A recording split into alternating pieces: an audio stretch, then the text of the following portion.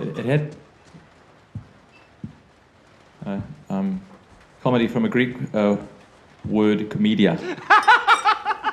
Comedia. Oh, that's good. That's Greece. That's nice. Very good. Greece. Very Greece, funny. of course, is the home of tragedy. Greece, yes. Tragic. On the meridian 25 degrees east of Ironic Greenwich, home of sense. Copernicus. So, tragic irony, of course, is the root of Greek heroes like Achilles, who had problems with his calves. Heroes like Achilles, who...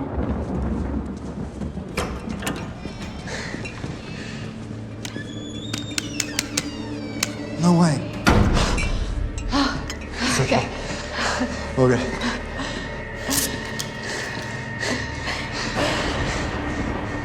Wait. What was that? What?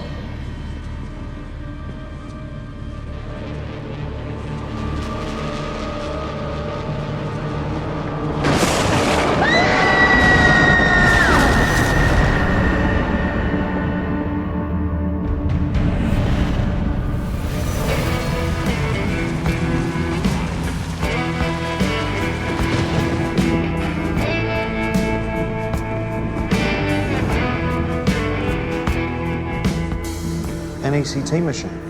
Didn't know those things were actually powerful enough to kill anyone. Well, whoever was administering wasn't mucking around. Tricky though, given this building seems to have no electricity.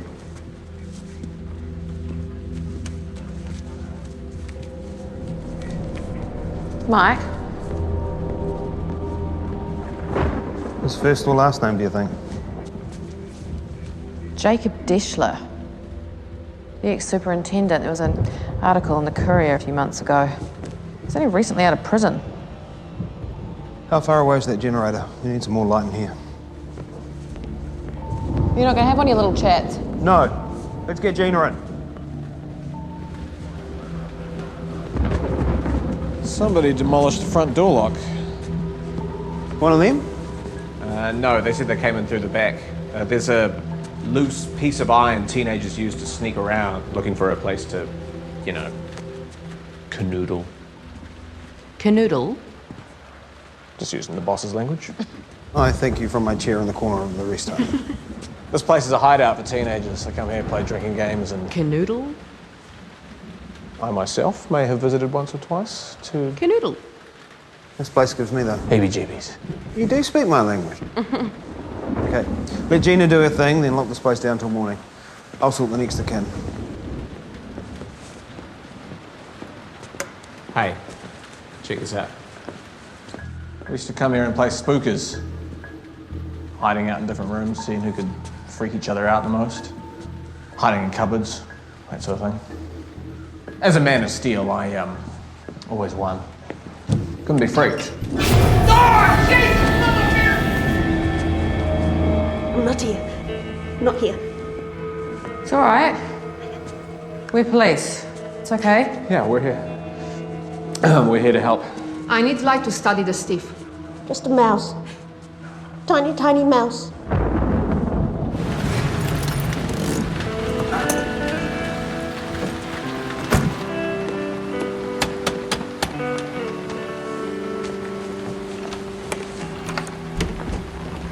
Fiona Deschler?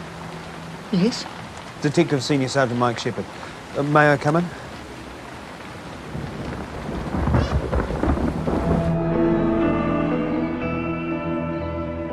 She's barely spoken a word. All we know is her name is Lulu, and she seems to think she's a mouse. She's asked to see her doctor. Amy Kuno, she's on her way. You believe she was in the building the entire time? Seems that way. Teenagers didn't see anyone else arrive after they called in the body. Okay. Talk to me about Deschler. Jacob Deschler, 65 years old. When Brokenwood Downs was closed in 1995 as a state-run asylum, he lost his job as superintendent. Left the district for a while, then returned in 2008 and reopened it as a private treatment centre. It was renamed the Deschler Clinic and touted itself as providing revolutionary treatments for the mentally unwell. Check this out. from an interview promoting his business. The sooner we start treating mental illness as we would any other illness, as an infection, sooner we can get these people back on their feet. Is it true the Dishler Clinic is using electroconvulsive therapy? Of course. If your loved one was ill, wouldn't you want them to have the best methods available? That and other bespoke treatments. The guy was clearly a charlatan. And yet, many wealthier families gullibly bought into it and brought their loved ones there to find a miracle cure. But his practices came under scrutiny when a patient called Tom Somerset died under his care. Why do I know that name? He's the novelist and poet who wrote 3 Islands Home. Right. Always meant to read that. So the place closed down in 2011, and Dishler faced a trial but was acquitted of manslaughter. Though he did serve 7 years for a variety of charges, including... Torture. He was released 4 months ago. Thanks. First point. Dishler's wife, Fiona, knew he was going up there. He was invited up there last night. To Brokenwood Downs? The clinic, yes. By who? He said some journalist wanted to interview him, hear his side of the story now that he was out of prison. Do you know their name? No. Their publication? No. Did he receive the invitation via email or text? A call, did he say? No, my husband didn't have a phone, nor did he write anything down. Unusual for a medical professional. After the trial, he decided not to write anything down, believing it could be used against him. I told him not to go. But he did. He could be stubborn. So, Fiona knew he was there.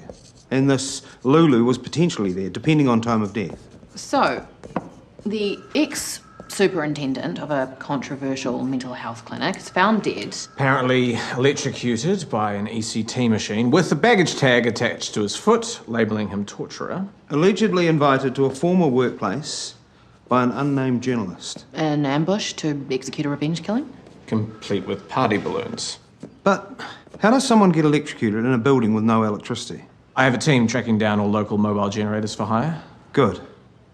In the meantime, work up a list of all the ex-patients of the Dishler Clinic and the family of Tom Somerset, or anyone else who had a grudge against them. I'll try and track down the journalist. Sims. Amy Curnow? Oh, I've got this. Dr. Curnow. DCS Mark Shepherd. Actually, it's just Amy. I'm not a doctor. I'm a psychotherapist. My apologies. Come through. Lulu? It's Amy. Lulu isn't here. Just a mouse. Just an ordinary little mouse. Well, remember, I'm afraid of mice. Can I speak to Lulu instead? Do you have any cheese? Cheese? I'll see what I can do.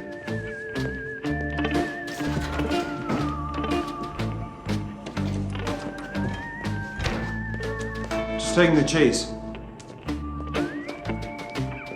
It'll be for the mouse.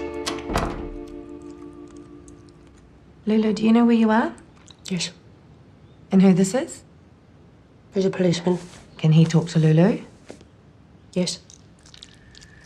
Lulu, last night you were found up at Brokenwood Downs. How long had you been there? 3 months. 3 months? No. 6 weeks. No. 2.5 weeks. Is that mouse years? That's about 4 hours. Dark Angel came. Are you sure? Dark Angel killed the man, killed the cleanser. You finish your cheese and we'll get a cup of tea, all right?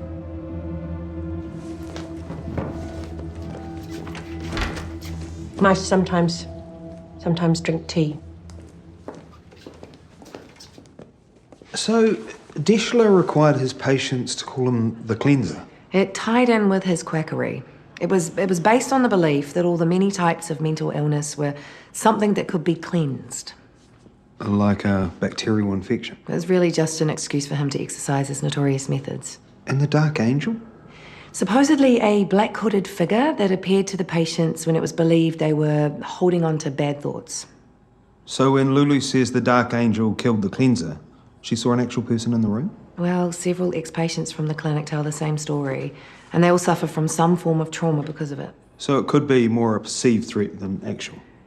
The power of suggestion can evoke hallucinations in the minds of people who are vulnerable. Do you think we can get that statement now? You can but try.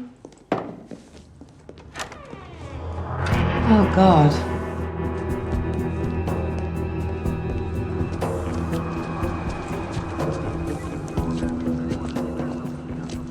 This is very unlike her.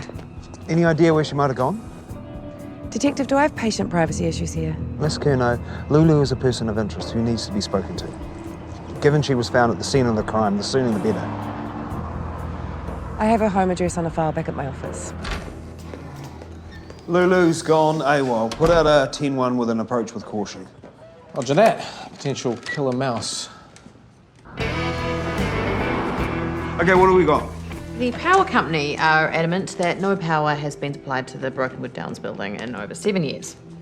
Of the 40 patients treated by Deschler between 2008 and 2011, 29 reside in secure clinics down country. 5 are deceased and 4 reside in the community. Lulu, a Barnaby Buchanan, Hopalong Cassie. Wait, is that the woman who wears strange tights and wanders the streets? Hopping. Yeah, Cassie Seymour. She seems harmless enough. And, no surprises, Christopher Kramer. Bag's not. No, too slow. He's all yours. And 2 others, Jeremy Mannering and Nigel Smythe, have yet to be located. Gina. Mike, I am very disturbed. I know for a fact you've seen a lot worse than this. No, this is not disturbing. I saw a stand-up comedian last night at the Toad and Lion. Kiwi humor sometimes is difficult to understand, but this man was not funny at all. Where is Strychnemius and his soleus taperoff? Anyway. And Achilles had his protection suit, worked everywhere except there. I had more fun doing autopsy on Russian serial killers. Right. So what do I need to know here? Firstly, note the scorch marks on the temples. Indicating a massive current. Yes. Secondly, a contusion on the back of the neck, suggesting Mr. Deschler was struck with an object that broke the skin. Might account for how he got on the gurney. You haven't asked me about time of death. I know to wait until after the post-mortem. You don't like to guess. But perhaps I already know. Down to the exact minute. Okay, so what is it? Wouldn't you like to know? I will confirm after I've had a good look inside.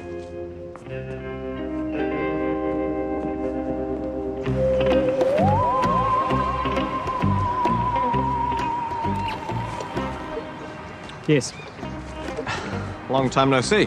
I'm okay with that. You were a patient of the Deschler Clinic in 2010? I can neither confirm nor deny. Oh, I know you were there. Knowledge is subjective. You may think you know something, only to have it disproved. Your name is on the official register. Oh, and who wrote that? You testified in the Deschler court case. My time there was a mistake. It was an orchestrated conspiracy to shut down my ideas. Look, I'm not here to debate that. Jacob Deschler was found dead last night. Oh. So he dies, and you come straight to me. You know, that is called persecution. No, it's called making inquiries. Well, it had nothing to do with me. Your whereabouts last night? I was at the Toad and Lion.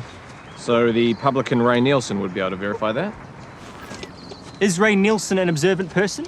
If yes, then I'll be shown to be a truthful person who deals in factual statements. If not, I'll be accused of murder, all because of a publican's lack of observational skills. Never mentioned anything about murder, just that he was found dead. Where were you prior to the Toad and Lion? At home. Sorry, all this data needs collating. Can you hear that? What? That deep hum resonating from the center of the earth. No. I bet Ray Nielsen couldn't either. I can hear the Brokenwood FM weather forecast. 4 seasons in one day. Brokenwood. Otherwise. They're jamming me again. They're messing with my frequencies. I'll be in touch if you have any further questions.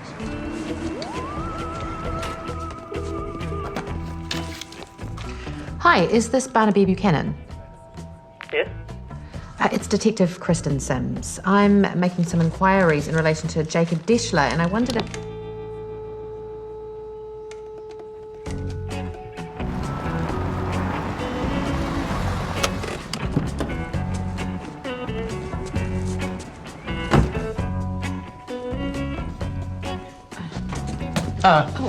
Barnaby Buchanan? Yes? Detective Kristen Sims I called earlier. Oh, yes, we must have been cut off. Possibly. I'm just leaving work. 5 minutes. My wife's expecting me, and I need to get back before it rains. So maybe we could just do this another time. It doesn't look like rain outside. But you never know. 5 minutes. By all means, call your wife if you like. All right. This is my office. This is where I work. What is your line of work? I'm a mathematician. I have to solve that equation. Isn't this the Riemann equation? Yes, it's a tough job, but someone has to do it. Hi, honey. Yes, no, everything's fine. And yourself? Good. I'm just going to be a little bit later tonight. Okay. All right, well, I'll see you in a little bit. Okay. Okay, bye. Now, what can I do for you, Miss Sims? Jacob Deschler was found dead last night. I see, that's bad. We're just following up with some people who were under his care. You went to the Deschler clinic from 2009 to 2010? I was, after a car accident left me with a case of post-traumatic stress, but that's all in the past now. Would you say that your time at the Deschler clinic was helpful? Absolutely not. My time there was a mistake. My family forced me into it. They overreacted. Are you sure it's not going to rain? Maybe just a shower? God, I hope not. Can I ask you where you were last night? Where I was? I was at the Toad and Lion, watching a comedian. What time did you get to the pub? Maybe 9:30.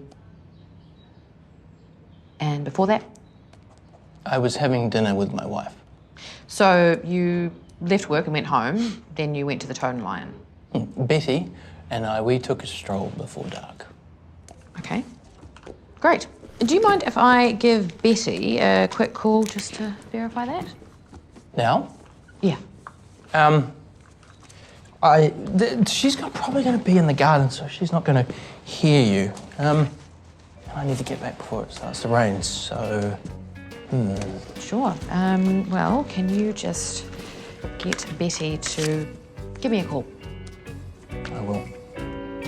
Pass that on. Thanks.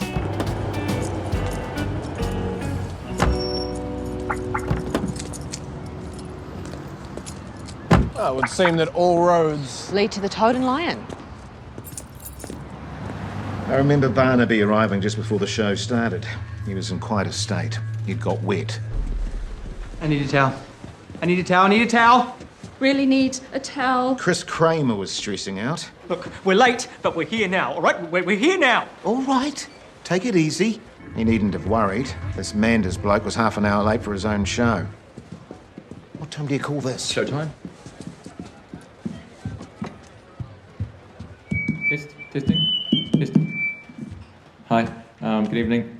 My name's Jerry Manders. A funny thing happened to me on the way to the show tonight, although not funny in the conventional sense. And I'm confident nothing funny happened to him on the way to the show, or anywhere, ever. Jerry Manders is comedy death.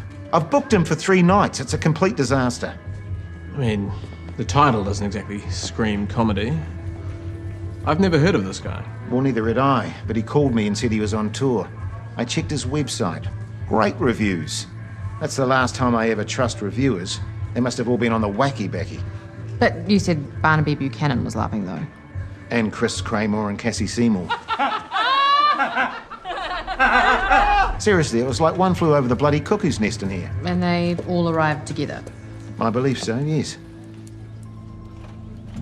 Can you tell the detective how you came to be locked in the cupboard at Brokenwood Downs?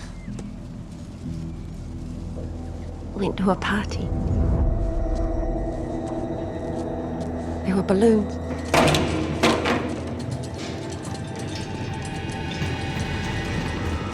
Then the Dark Angel came. I had to hide. Were there other people at this party? My friends were there. And they left, so I came out Of the cupboard? to see if he was dead.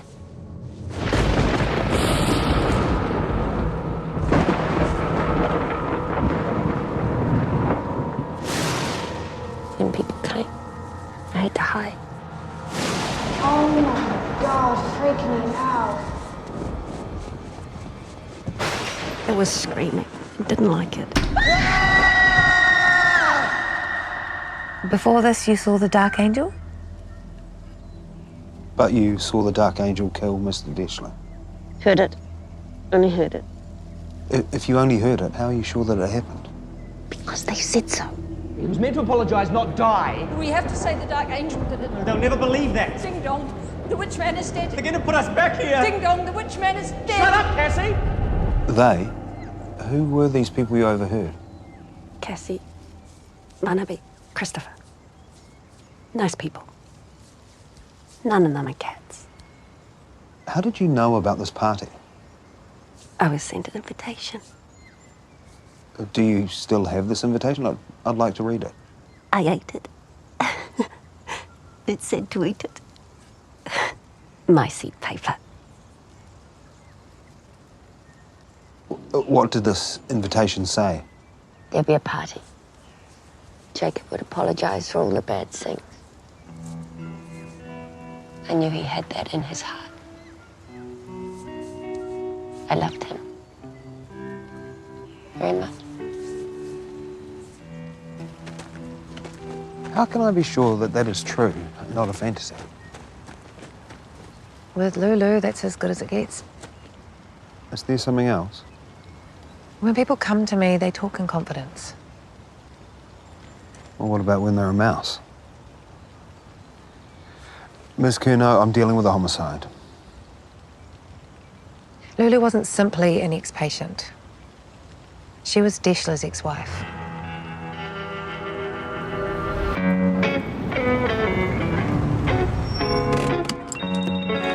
Detective Sams? Yes, hello, this is Betty Buchanan. Oh, hi, Betty. Thanks for calling. Yes, my husband was with me last night until about 9 p.m., then he went to a show. Bye.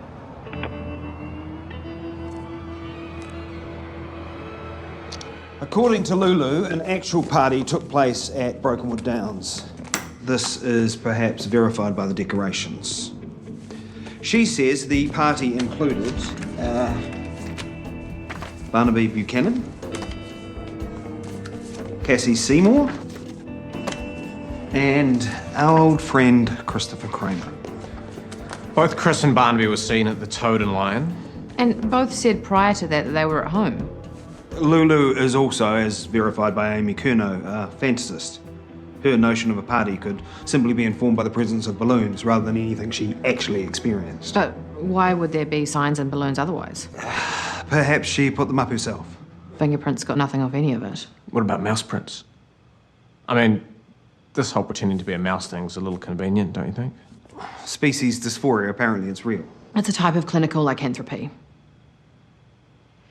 Amy Curnow is not the only one with a psych degree. Hopalong Cassie was also seen at the Toad and Lion. But, interestingly, she hasn't been seen wandering around the streets lately. We can't locate her. I'll put out another 10-1.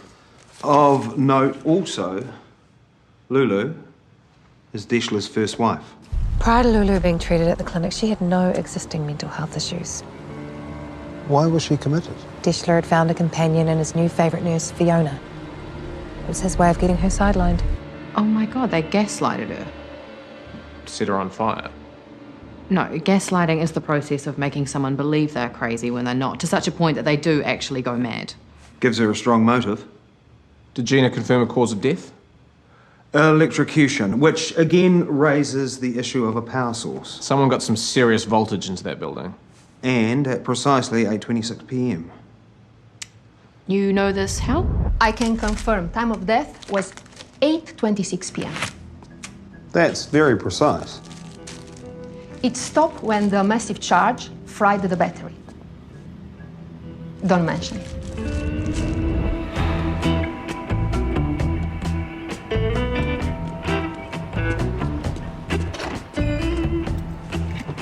Let's cut to the chase, Mr. Buchanan. Your wife called me last night, verifying that you were at home prior to going to the Toad and Lion. And yet a witness has you up at Brokenwood Downs. So, can you clarify exactly where you were and when? A witness? Who? I can't say. I think it's very unlikely that my wife called you. Because? She's very shy, because her English is so bad. It's a second language, if you will. Then how do you explain that I received the call at 5:20 p.m. and the call came from your phone? Perhaps you made the call posing as your wife to mislead me into thinking you were somewhere you weren't? I think that's a bit odd. Might explain it. Or perhaps I was just simply translating what she was trying to say to me. Yes, actually, I think that is what happened. Okay, Mr. Buchanan, I do need to speak to Betty in person, so can I have your address, please? We live out on Burke's Line. And the best time to catch her? Now, she'll definitely be home now. Thank you.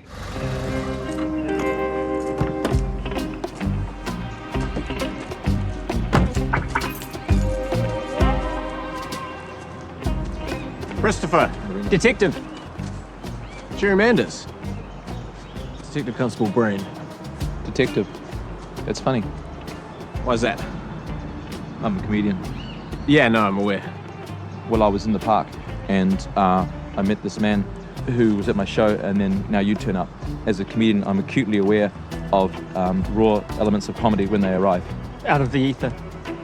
From where all elements originate. 118 to be precise on the periodic table. So, do you two know each other? No, we met today in the park. Today? Just today. Yep. Well, I feel some new material coming on, so thank you for the inspiration.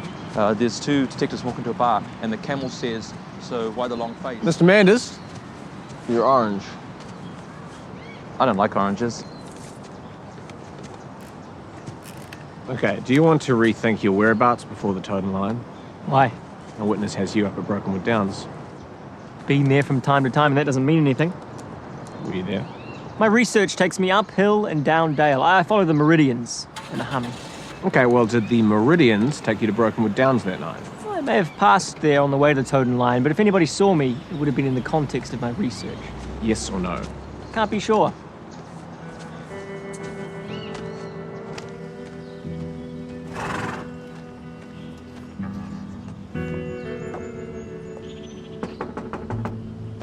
Hello, Elizabeth.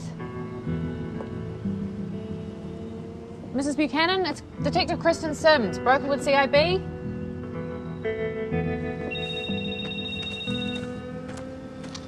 Mike. Busy? Oh, yes, I'm currently very busy, wasting my time chasing after Barnaby Buchanan's phantom wife. Meet me at Brokenwood Downs.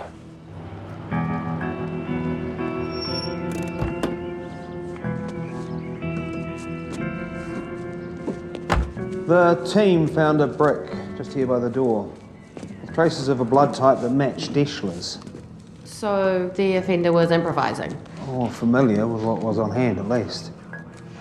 Well, whoever picked the lock certainly went the extra mile. Deschler had these in his pocket. He must have expected the door to be locked.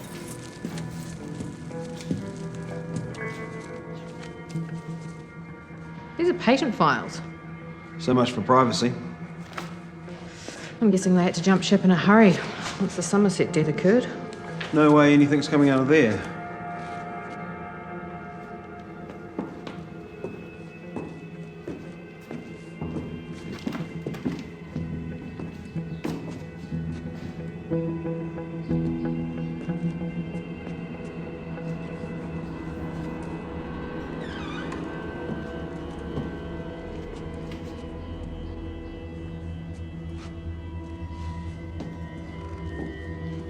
Okay. Going back to what you said before about the heebie-jeebies. Deschler's?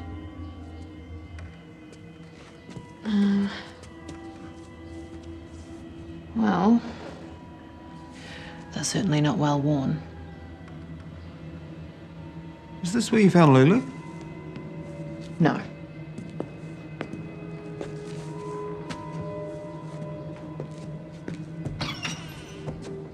Do the honours.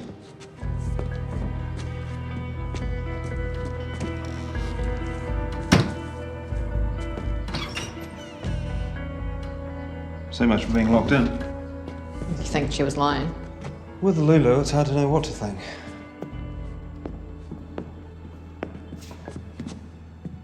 I'm sorry. It's an unusual party theme. Do you think the offender was apologising to Deschler for killing him? Courteous approach to murder. Well, certainly novel.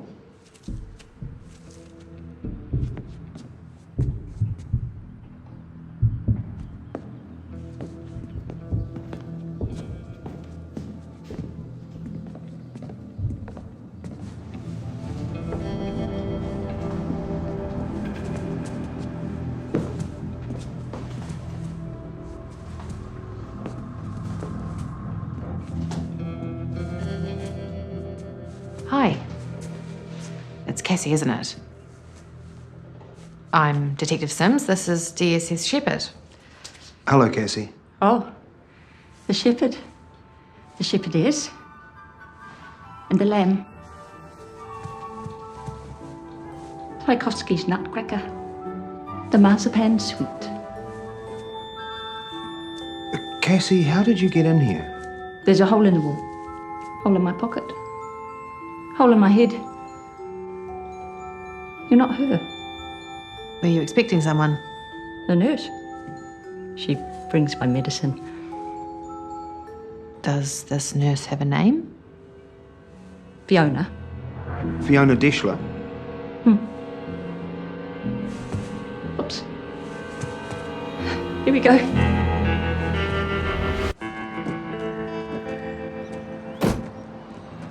When I came to inform you of Jacob's death, it was close to midnight. You were still up. Had you only recently got home? I'm a shift worker. I work at Sunset Manor in the dementia unit. Oh, that must be rewarding. What? Nursing. It's a dementia unit. It's work, since Jacob's takedown needs must. I understand you previously worked at the Deschler Clinic. Yeah, if you had the chance to work with a genius, wouldn't you? An ex-patient mentioned your name today. We found them in the abandoned building, awaiting medication. Who was this? I'd rather not say. Cassie Seymour. Do you meet her at a designated time? Of course not. Yet you're aware of it. Her therapist contacted me. Cassie had been talking about it and she wanted to know if it was true. But it's not? It's the figment of an injured mind. When was the last time you were up at Brokenwood Downs? I haven't been back since it closed.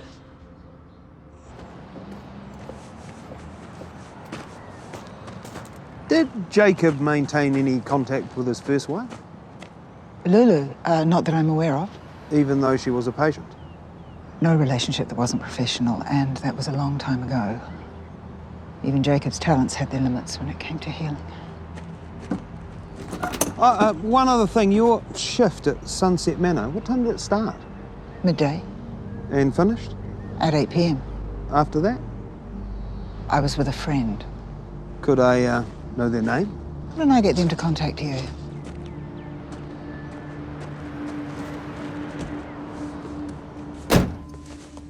I like your clothes. Yes. I am a ballerina. Oh. I did ballet too as a kid. I danced at the Bolshoi. Okay. That's impressive. I guess every little girl wants to dance at the Bolshoi. No, it's not good. I had an accident. I have a hole in my head, see? Fiona Deschler left work at Sunset Manor at 8 p.m. She had time to get to Brokenwood Downs. Does she have an alibi? I'm waiting for it to be corroborated. Well, Cassie Seymour is asking for Amy Curnow. Leave it to me. Oh, she's my witness. I don't mind doing the grunt work. No, I can do it. My. Mike is very keen to work with Amy Curnow. That's interesting. I know. Is love in the air? Is that Jerry Manders? Comedy Monthly, The Daily Joke, Laugh Lines, all these publications from Jerry's reviews, none of them exist. No wonder he wasn't funny. None of these quotes are true? None. He had a shocker last night as well. And a box only has 6 sides, you know. A thing is only the sum of its parts, but the parts in of themselves are not a thing, you know. Hardly comedy gold. I've tried ringing him. He hung up. Do you know where he's staying? No idea. But when he turns up for tonight's show, I'll be showing him the door. Fraud. Before you do, could you give me a heads up? Are you going to arrest him for crimes against comedy? It's something else. Detective Sims, long time no see, eh? You know my uncle's brother's cousin? We have met. Hello, Kahu. So much for finger on the pulse, bro. A lot has happened since you've been away. Yeah. Obviously. What are you up to? I'm just heading up to Burke's Line to talk to a witness. Burke's Line, out near crazy Barnaby Buchanan's place.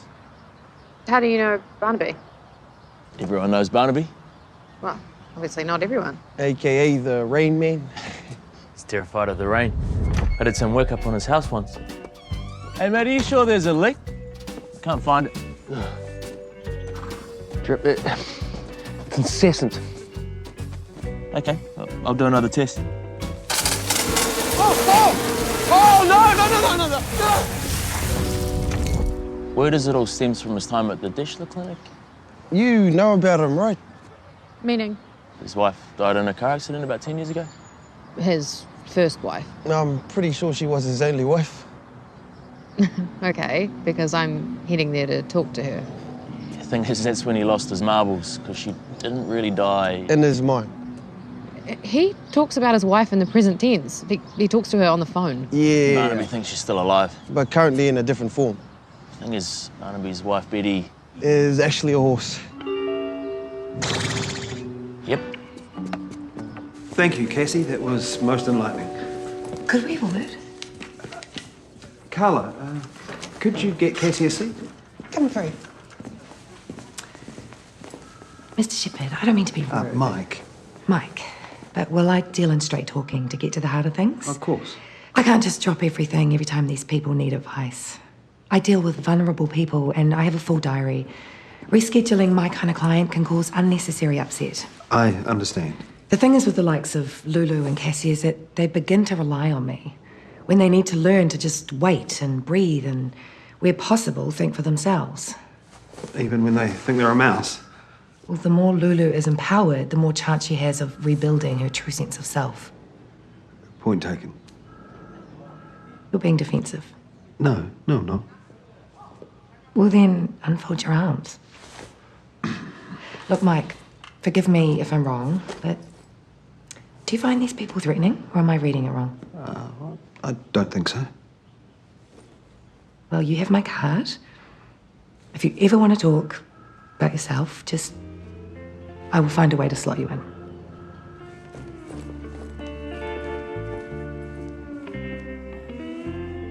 And talking to animals isn't unusual. People do it to pets. Yeah, but generally people don't believe their pets are their spouse. This has got to be a sham. Okay. You can come in.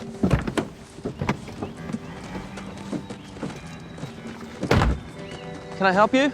Mr. Buchanan, I'm here to talk to your wife, Betty, about the other night. Well, she's just there. You're welcome to ask her. Okay, here's the thing. Look, I didn't choose for my wife to become a horse. It's just one of those things that life deals you. I've learned to handle it, but if you can't, then that shouldn't be my problem. And... Yes, honey? Yeah, she doesn't want to talk to you anyhow. You've been here a while, and it's making her uncomfortable. So if you're finished making fun of us, you should go. I'm not here to make fun of you. I know a conspiracy when I see one. So I've called my brother already. And your brother is a... My lawyer? Dennis Buchanan.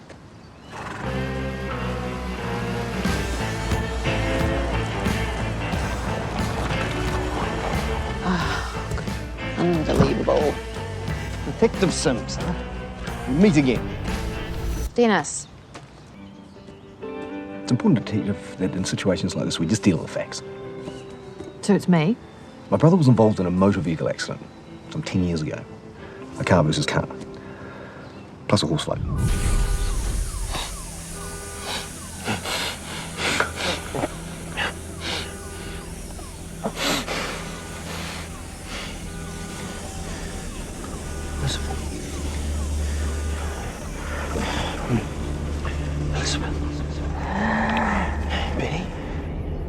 Betty?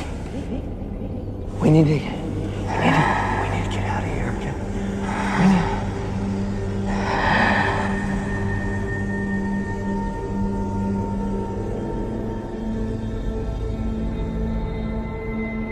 In that moment, my brother saw the soul of his wife leave her body and into that of the horse. But during his recovery, he became obsessed with locating the mare to the point my parents, God rest their souls, had him committed to the Deschler Clinic. In the hope of a miracle cure. Which was a mistake. That place was clearly a torture chamber. But when it was closed down, I took his recovery into my own hands. You see, my parents left him a trust fund. The caveat that he must work. Your new office. Does it leak? So, Barnaby goes to work and then comes home to Betty every day. He's like most men on the planet. He does a fair day's work for a fair day's pay, and then 5 o'clock, it's, "Hi, honey, I'm home." I'm off! Hey, why don't you and Betty come around for dinner on Sunday night? Sounds good.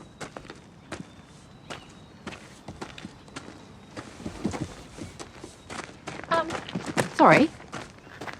You're having them over for dinner? Yeah. A relaxed detective. They never come. Barnaby always makes an excuse at the last minute. What, that his wife has to go to the blacksmith? Most people write Barnaby off as crazy.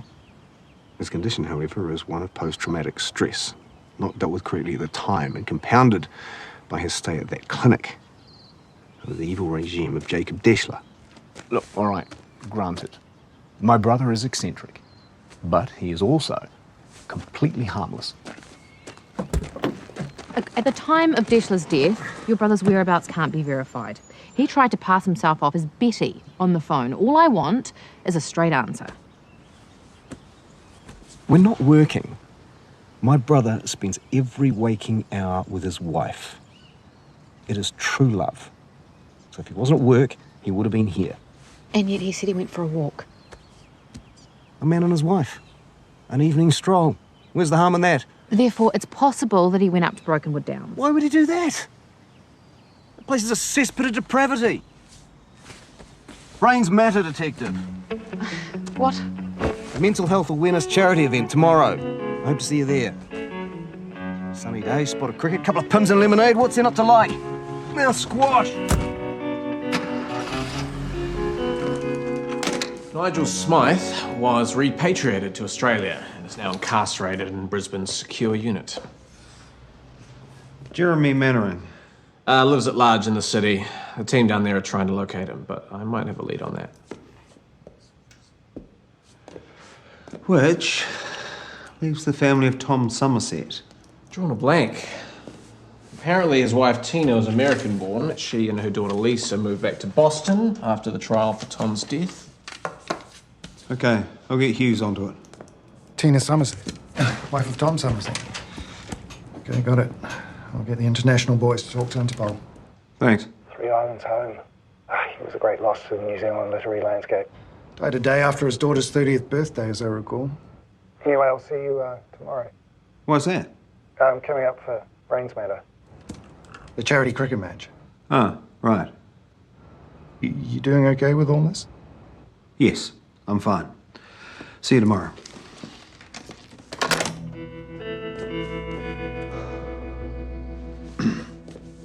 How'd things go with Amy Curnow? Good. She really knows her stuff. Yes. But did you get anything useful out of Cassie Seymour? Useful? I'm not sure. Certainly interesting. I've never had someone dance their interview before. I think that's the Dark Angel. The Dark Angel appeared. And killed Mr. Deschler with... The buzzy machine. And then?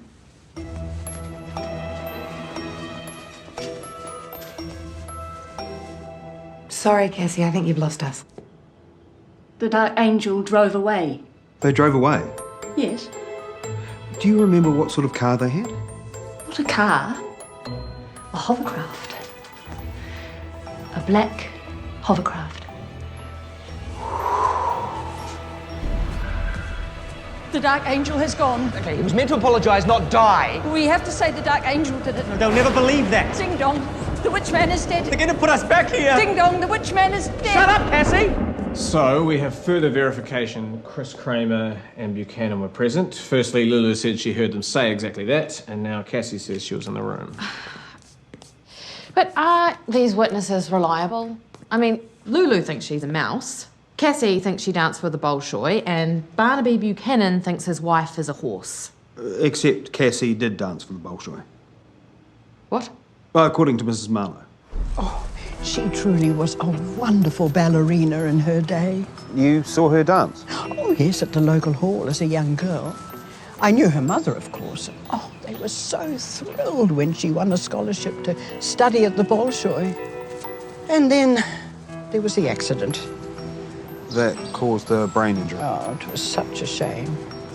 They were rehearsing the Nutcracker when the male dancer, by the name of Dmitri, he dropped her on her head. That was the end of that. Okay, so that much is true. So does this mean Buchanan's wife really is a horse? Look, we're dealing with challenging witnesses here. Challenging or impenetrable? Within all madness, there is a kernel of truth somewhere. Cassie also mentioned that she received an invitation. Again, like Lulu. She destroyed it. As per the instructions on the invitation. Which conveniently means that we can't verify these invitations ever existed. Exactly. So, can we assume that this mystery journalist is the same person as the Dark Angel? Possibly. Or there was more than one offender. But what we can accept is that there were 4 ex-patients were most likely present at Brokenwood Downs at the time of Deschler's death, 8:26 p.m. So it was no coincidence. And possibly this invitation is part of a collective alibi. That is my lead. I will catch you guys tomorrow. Ray? Yeah. I'm on my way. What do you mean you're cancelling the show? No more, fella. I'm done. We agreed to 3 nights. I booked a comedian. You're about as funny as the Old Testament. What about my audience? What audience, man? It's 9 p.m. This should be a full pub, not a mausoleum. You're racist. What are you talking about? This is racial discrimination. Since when were comedians their own separate race? I'll sue you! What the hell? Hey, all right, hey, that's enough. Keep him away from me. Right? I'm gonna burn this place down with a variety of combustible goods, including, but not limited to, kerosene and other flammable liquids. And 2 detectives walking with a camel. There's a Bactrian camel. 2 humps. Why the long face? Why the long face? Jerry, I need you to come down to the station with me. Why? Because I'm arresting you for disorderly conduct and for threats against property. Do you understand? Do you understand, Jerry? Would you prefer Jeremy Mannering?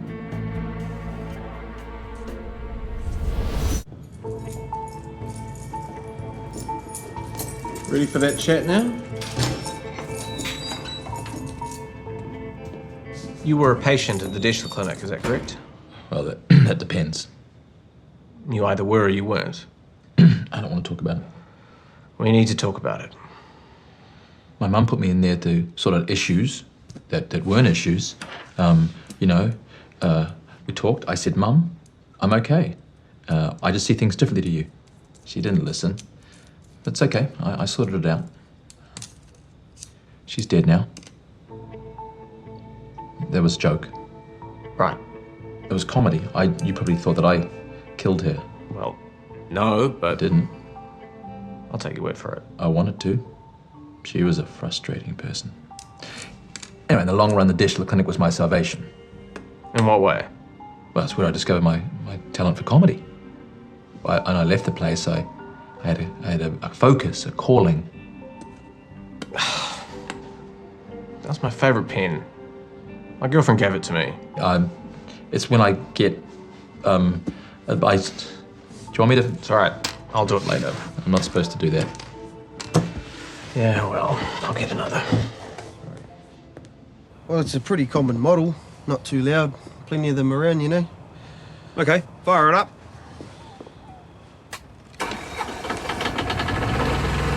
Yeah, not too quiet either. Well, what do you want it for? A theory. Oh, yeah. Well, I've always found theories go better with a vino. Wait, is that a... Yeah, I found it when I was digging out the generator. It's from your first vintage, Coppersfield, 2013. It might be a bit rough around the edges. Oh, there's only one way to find out, eh, Mike? How else would you get 600 volts into a building that's not connected to the grid? Is this about Dead Man Deschler? Yeah, remember, it's not the volts that kill you, it's the amperage. So, 0.1 to 0.2 amps or 100 to 200 milliamps. Yeah, that'll do it. You know about this stuff? Well, I've always had a passing interest in electrical engineering. Wee-hee! There's some rambunctious elements at large in there, Mike. Very boisterous. Hey, I'll take a look in the morning and see what I can come up with, eh? It's good to have you back. Back at you.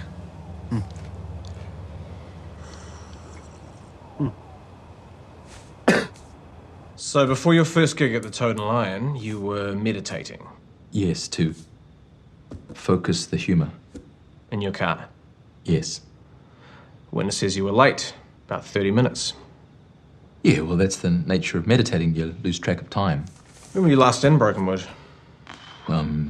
2011. So, having been away for over 7 years, you just happened to be in town the night Jacob Deschler was killed? Yes.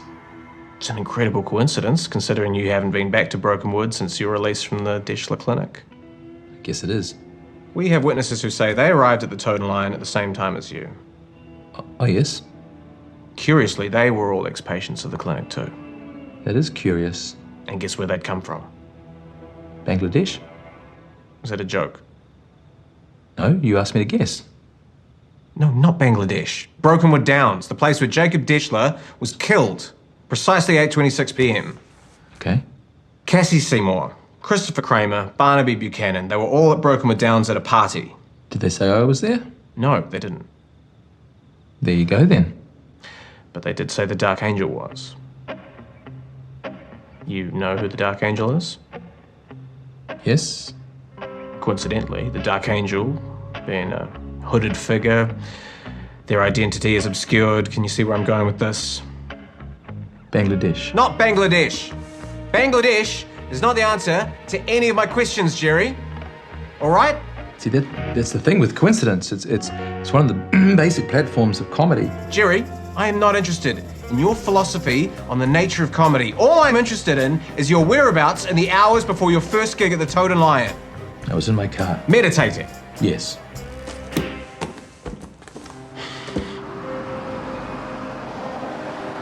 That's Jeremy Mannering. AKA Jerry Manders. Conveniently back in the district after 7 years and yet to verify his whereabouts at 8:26 p.m. What's his alibi? He was meditating in his car. Kind of original. Morning all. Simon. Sir. So, 4 of these were present when Deschler died. Still verifying. Potentially 5. I picked this guy up last night. There is a strong possibility that he is the Dark Angel. Okay. Well, added to that, Interpol tracked down Tina Somerset. She is still in Boston, remarried in 2014. She fell out with her daughter, Lisa, who didn't improve and always held her responsible, letting her father be committed to the Deschler Clinic. Now, she took off to Honduras to do relief work, and hasn't been in touch in over 4 years. Something a bit different to all those lyrics about death, divorce, and riding on the range. Thanks. That accounts for all ex-patients and family members. Good. Time to get some runs on another board. Essie Breen, are we keen? Gears in the car. I'm going to stay here and hold the fort. No, you go. Keep an ear to the ground. I've got a few inquiries to make. All right, let's do this. Lulu, what the detective needs to know is if you can recall hearing a certain sound that night. You understand? Does she really need to get into the cupboard? For the test to work, yes. You're risking re-traumatizing her. Well, only if she wants to.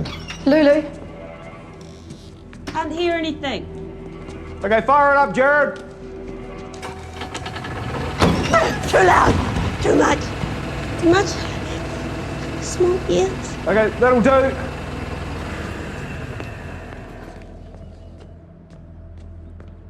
Not a fit. A couple of car batteries with a condenser and a booster might do it. Hey, can I take that machine? Go for it.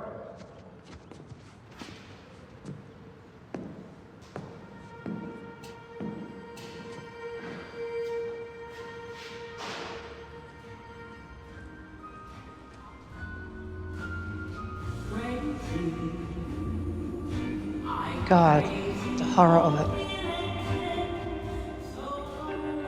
I have to get Lulu back. After that, I have time for a coffee if you'd like. Sure. Why not? Around it all day. Sometimes it's nice to leave it to others. Aren't the police fielding a team? They are. But not you. No.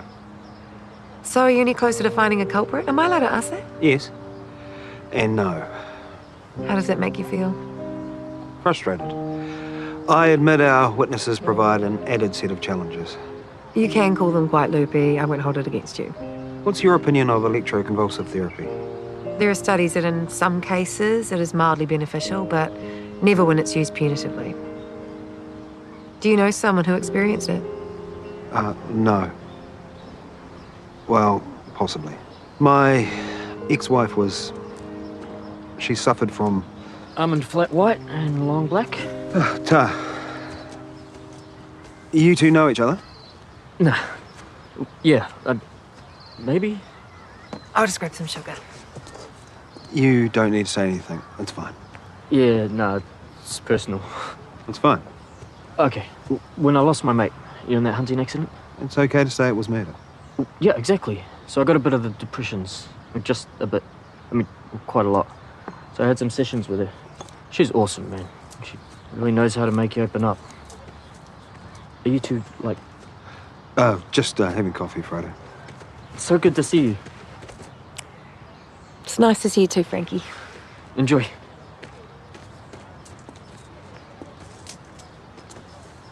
So, you were saying? I was just wondering how the cricket was going.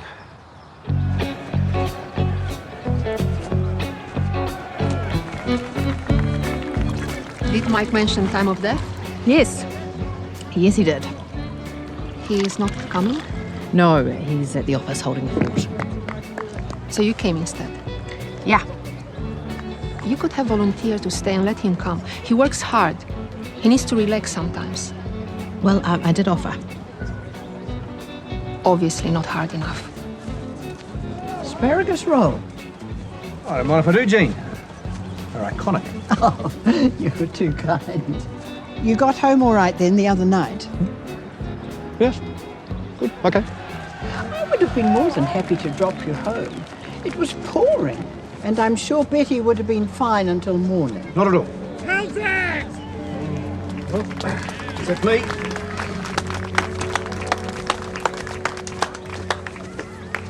Jean, what were you referring to? Dennis. Oh, I was heading home from Taekwondo the other night, and I saw him walking along, leading his brother's wife. Mr. Buchanan, would you care for a lift? Oh, no, I'm good, thanks, Jerry. Are you sure? It's steaming. Really? Hadn't noticed. Oh, all right then. Hello, Betty. You're looking very well, dear. Of course, she's not really his wife. She's a horse. But it's best to play along. When exactly was this? Oh, the night of the storm. Go on, young Nick. Hit a 6.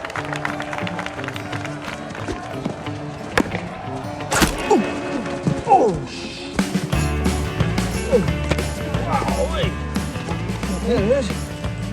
Whew. I'm good. It's all good. I'm okay. Okay, it's all good. Hey, Dennis, are you with us, mate? Forget about the bloody horse. What, sorry, what? Barnaby, just get the hell out. He's awake. Not really. He's actually unconscious. This is a state known as waking sleep. It's a way for his brain to heal. Who's he talking to? No one. He suffered a massive concussion and his brain is downloading information that his subconscious believes is unnecessary. Like cleaning up the desktop of your computer, if you like. Almost like a form of Tourette's. In a way, I suppose. Do you mind if I have a word? You won't get any sense out of him. No, you'd know. Keep it brief. He needs to rest. What? And time to get off the phone. You're an idiot.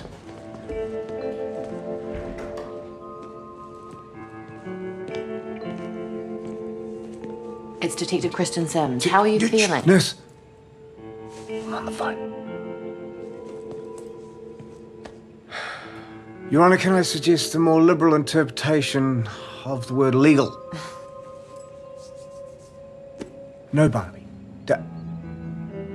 Do not tell me what you did. I do not need to know. Dennis, are you talking to your... Because, Your Honour, prison is inappropriate for my client because of acute claustrophobia. Sorry, Dennis, can you just... Nurse. Shh.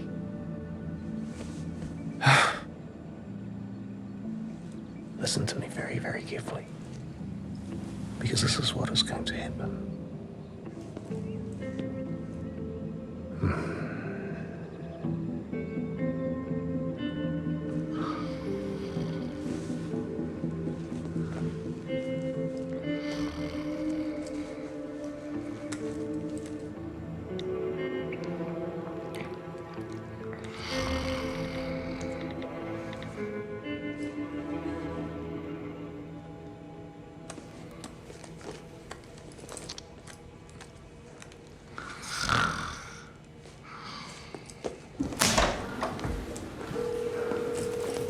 Mike?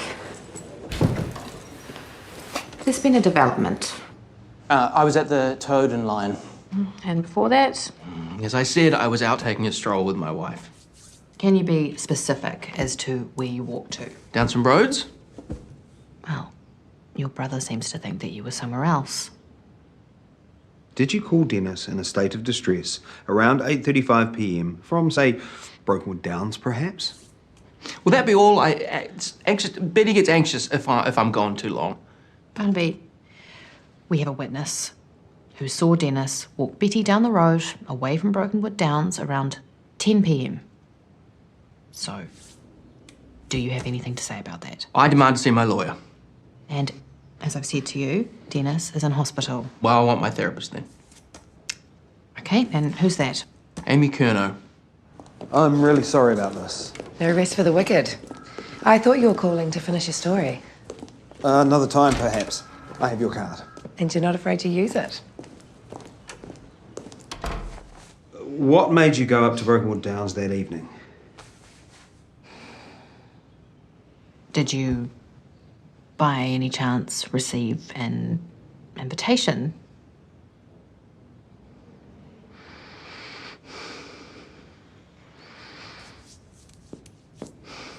Barnaby, the sooner you answer the detective's questions, the sooner we can all go home. Yes, to a party. Jacob Deschler was having a soiree to apologise for his past actions, and I was very keen to attend because he had a lot to apologise for. Can we see the invitation? Unlikely, because I followed the instructions on the letter and I ate it. You ate it? Yes, like this.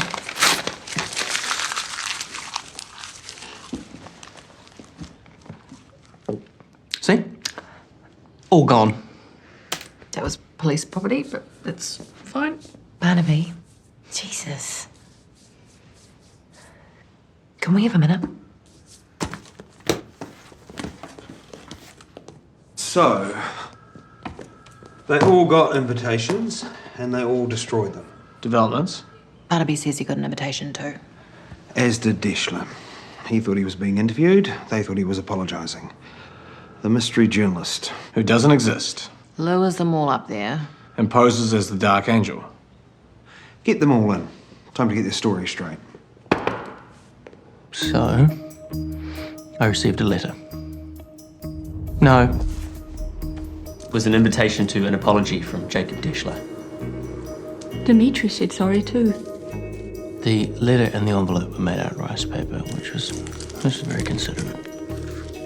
It said he would only do it if I kept it a secret. I have no problem with secrets. You know, most of humankind doesn't know what's really going on. Mice keep secrets best. And there were balloons, which I thought was a nice touch. We were scared, man. It wasn't easy going back there.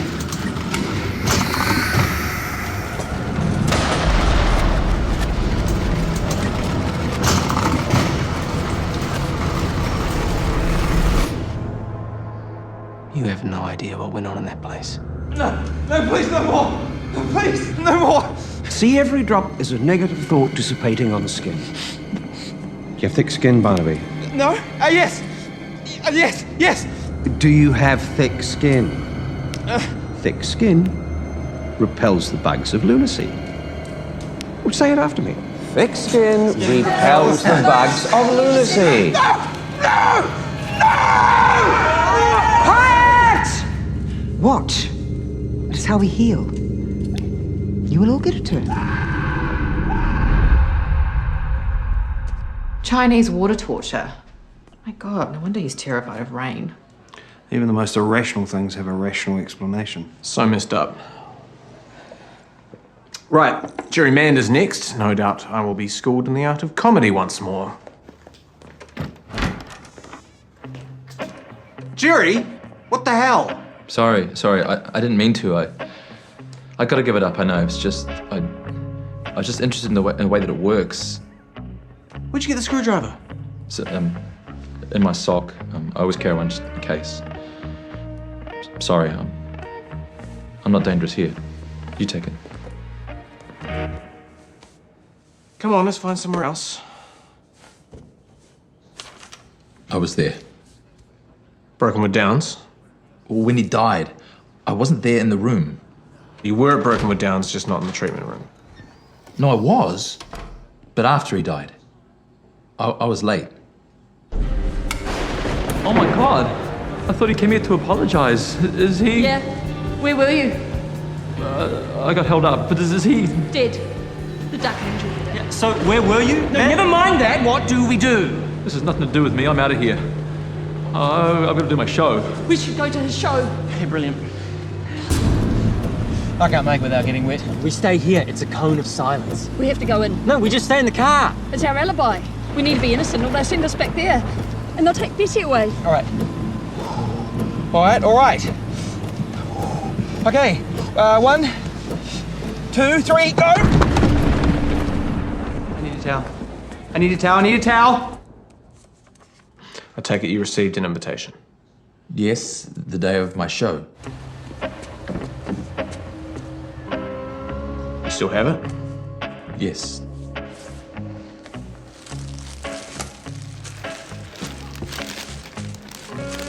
It said I should deconstruct it.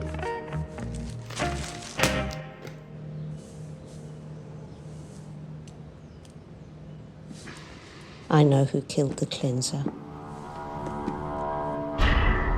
Fiona.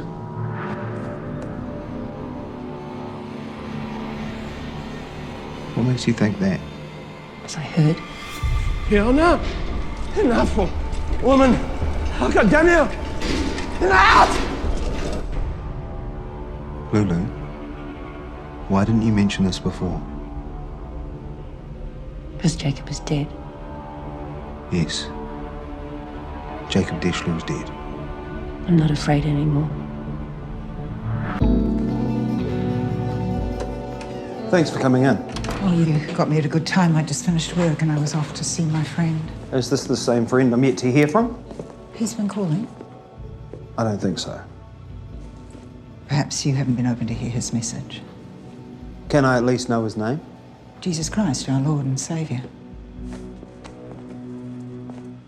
And all these ex-patients said that the Dark Angel was there. Yes. Well, I very much doubt that. Because? As I said, I wasn't there. I haven't been back at the clinic since it was closed. You see, I was the Dark Angel. That was one of my roles, to appear to the patients as a spectre. It was used to pacify them. They were taught to believe the Dark Angel could inflict pain.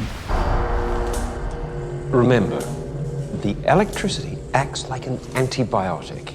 It surges and purges those negative thoughts and it ousts them from the body. Lulu has been having negative thoughts.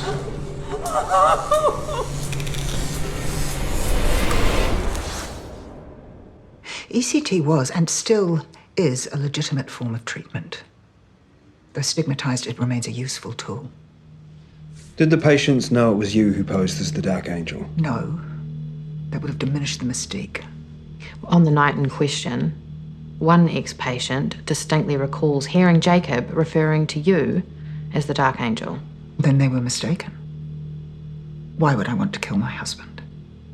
I waited 7 years for his release. I have no axe to grind, unlike others. Can I ask where Lulu was during this ordeal? Hiding in a cupboard. How convenient. Tell me, was the cupboard locked? As I said, some had an axe to grind. Fiona posed as the Dark Angel during the Deschler regime. She admits it. Why do that when it's incriminating? Doesn't it up? Well, neither can she confirm where she was after 8 p.m. Other than hanging with her main man, JC? Who else is connected in every way to the clinic, the patient's Deschler? She knew what they feared. She had access. Perhaps the phantom journalist was her ruse. She knew where the ECT machine was stored. She waited for the partygoers to arrive. I don't see a clear motive, especially with Christ in her heart. If indeed he is. Are we discounting Jerry Manders? As corroborated by the other ex-patients, he was at Brokenwood Downs. But, and this is by his own admission, he arrived after Deschler was killed. He's shown a tendency towards violence. What else was he doing if not posing as the Dark Angel? But who else knew about these ex-patients? Dennis Buchanan. Mrs. Marlowe said she saw him walking away from Brokenwood Downs that night. He knows all these people through his charity work. He certainly has motive in taking retribution for cruelty to his brother. Let me bring Jerry in again. I'm sure he'll crack. Yeah. And I'll push Dennis if he's up to questions.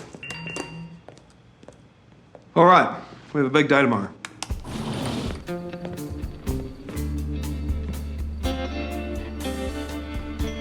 You two have been busy? Yeah, I can get 400 volts and 1.5 amps. Oh, enough to do some damage.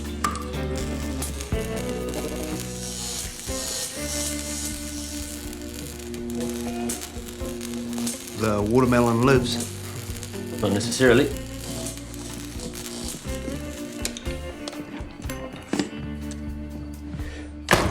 Whoa. Cooked. So, that could have done it. Not very portable though, is it? I don't see any other way for delivering enough constant current. Aside from a diesel or petrol generator. Witnesses are adamant they didn't hear one.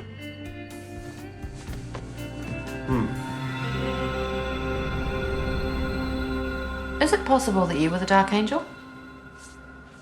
You had reason to despise Deschler. You took a call from Barnaby at the time in question, and you were seen walking Betty away from Brokenwood Downs. Now I'm wondering who actually took the knock to the head. Do you deny walking Betty back from Brokenwood Downs? No, I don't. So where were you prior to that? The Toad and Lion. I was hoping to see Jerry Manders. I like a good comic. Same again, Ray. Don't know where the bugger is.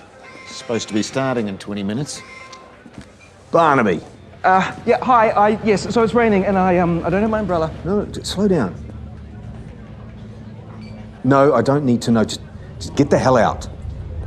So you were in the bar at 8:35? Yes. Look, I know you see me as this wily, ruthless lawyer put on this earth just to frustrate your day, but really I am simply a man with a brother who needs looking out for. We're not always the face that we present. Well, now you sound like your brother's therapist. Yes, well, I never thought much of her. Psychotherapy, it's like a flash word for mumbo-jumbo.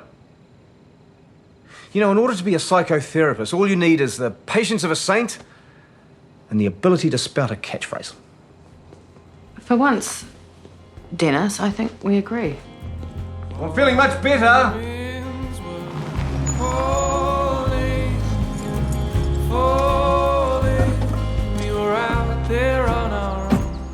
Fiona Dashley is indeed a devoted member of the parish. A recent convert? Very. A few nights ago, she turned up here for the first time, most distressed. You won't listen to me. The Lord is always listening. No, my husband. Don't go. But this journalist is prepared to hear the truth. That Tom Somerset should never have died, that we made a mistake. There was no mistake. It was his weakness that killed him, not the treatment. Time has weakened you, my dear. I have to go to work. Yet only yesterday she was saying to me that they'd done nothing wrong. What we say in public and what we share with God can initially be very different things. What day was this? Wednesday night. I was closing up just before that god-awful storm.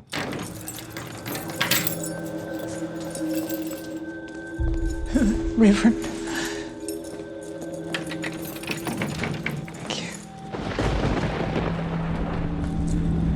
You'd say it's a 15-minute drive to Brokenwood Downs from here? Give or take. Thanks for your time, Reverend.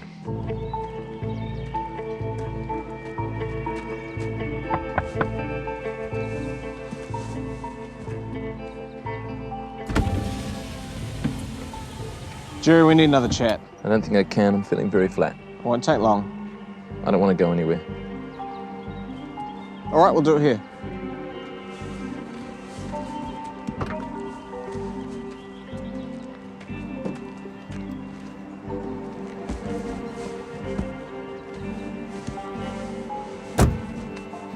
Jerry, the thing I'm sorry. I can't do this. I want this over with. Hey, whoa, Jerry. You think I killed the cleanser? My comedy career is over. I have nothing left. I never said that.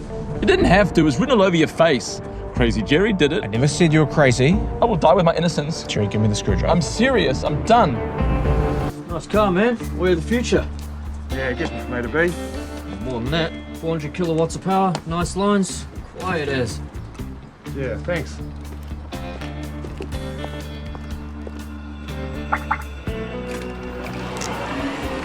That'll do it. Damn it. Hey, Fredo, can I borrow your phone? It's urgent. Sure, man. Choice. Hey, great coffee, by the way. Thanks.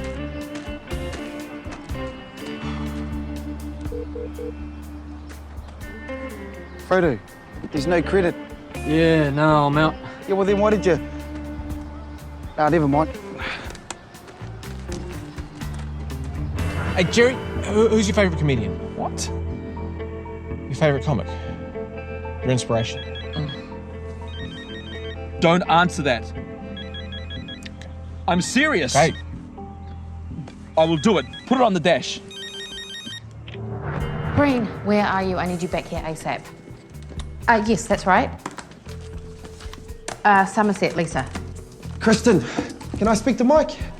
Jared, now's not a good time and Mike's not here. Well, can I use your phone? I figured out the power source. Yep, colour. Yes. Yep, I'm here. Thank you.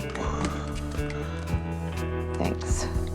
We know that Lulu was there and that she had reason to frame Fiona, but what I can't see in her is violence. Are you asking me if I think Lulu is capable of violence? I guess I am. The answer may lie in her condition. With species dysphoria, what people see themselves as is no accident. Perhaps if she was violent, she would see herself as a lioness or a shark more than a mouse. And Barnaby Buchanan? Is there violence underlying his condition? Or Jerry Manders? Jeremy's not my patient. Look, off the record, are these people deranged? Yes. Can they be helped? I believe so.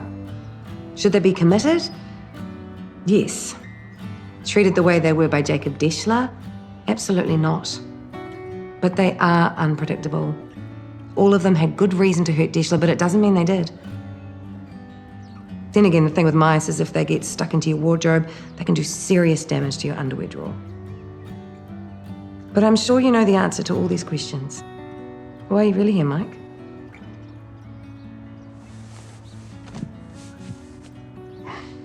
I felt I never explained what I meant the other day. About your ex-wife. That she suffered with psychiatric issues. I never said that. You didn't have to. Do you want to tell me about it? Still not answering. Text him. Detective Sims? Interpol have a lead. Sims, Yes? you're right. Well done. It's a very simple reason our investigation is focused on you. So you can't explain where you were before you walked into the treatment room and found Jacob Deschler dead. I was late. Yeah, you said. I mean, I was on time, 8:15, like the invitation said. I got late. Because you were dressed as the Dark Angel? No! I got distracted.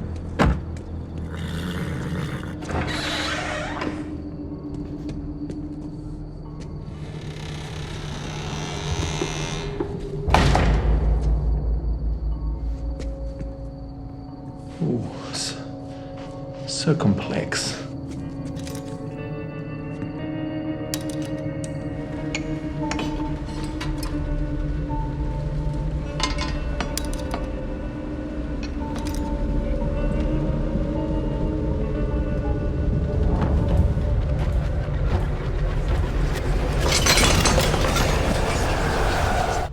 Why didn't you mention this before?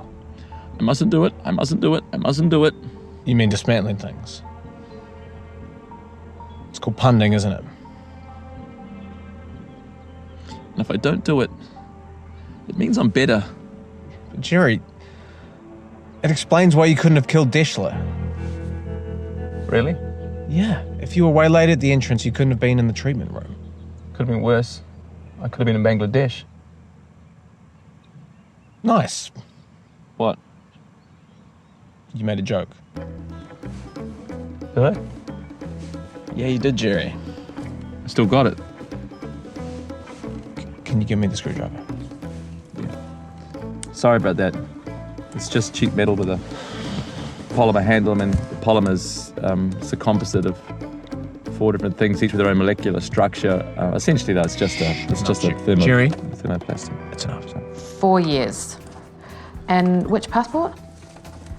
LN 516021. Okay, thanks. Anything? I always thought it would sort itself out.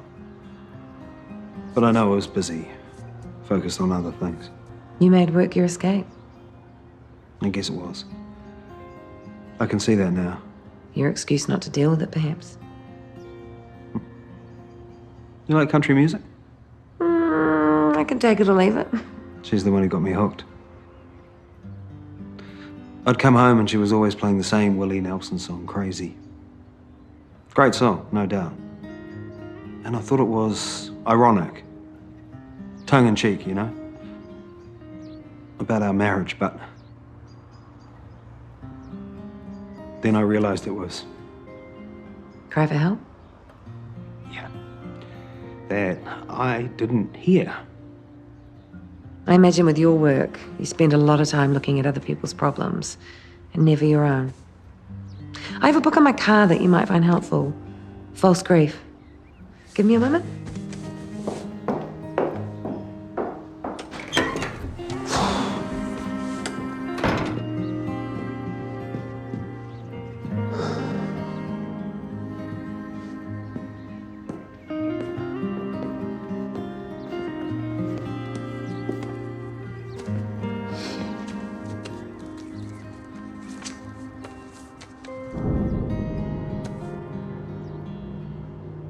Died a day after his daughter's 30th birthday, as I recall.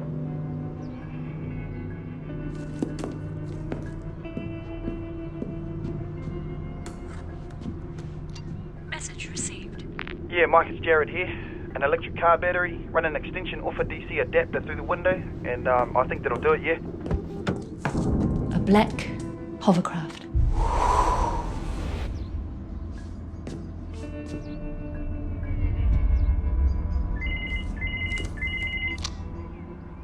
Talk to me. Mike, there's no record of Amy Curnow studying at Victoria University. She re-entered the country 4 years ago. She is actually... Lisa Somerset. The murder of Jacob Dess has been a long time in the planning. Here we go. False grief. I see you have a copy of my favourite New Zealand poet, Tom Somerset. This is his best volume. I agree. Got that in a book sale. Personally signed by the author and dedicated to his daughter. It's a lucky find. Yeah, I saw that. Think of it as a permanent loan. I think you'll find it helpful. I'm curious. If Jerry Manders wasn't your patient, how did you know his real name was Jeremy? Oh, Jerry's short for Jeremy. Right. From a psychotherapist's view, what would you make of a daughter that discards a book from her own father, given to her on her 30th birthday, the day before he died? Perhaps they weren't close. Father wouldn't make that sort of dedication unless they were close. I'm wondering if the opposite might be true. That the daughter and father were very close. Devastated by his death, she and her American mother returned to the States. Over the next 7 years, she changes her name by deed poll in Honduras, gets a new passport in Panama, and then, leaving via Ecuador, she returns to a place, 3 islands home, where her father was effectively murdered. She then waits for his killer to be released, and then she makes contact.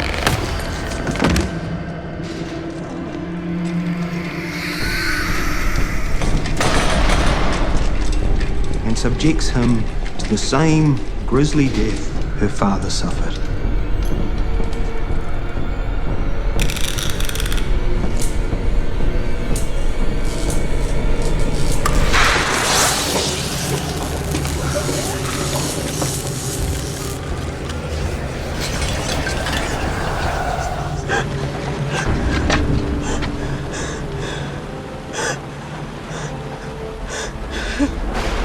Ring any bells, Lisa?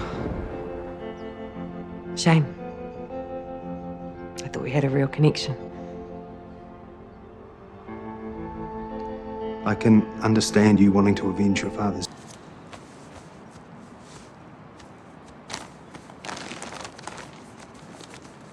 Oh, hello, Madison. Jean. Still come to see your mum, then? She expects it. Oh, so many these days forgotten the moment they've gone. No, not Mum. She'd never stand for that sort of nonsense. No, she wouldn't. I think she'll be happy knowing I'm still right here, where I belong.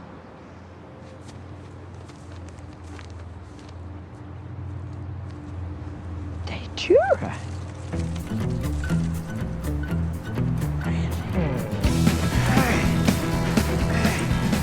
Come on, bro, dig it in.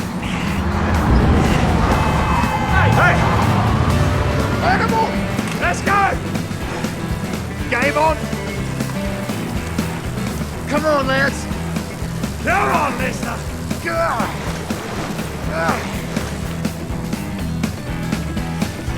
Come on, Trevor! Not even sweating! Come on!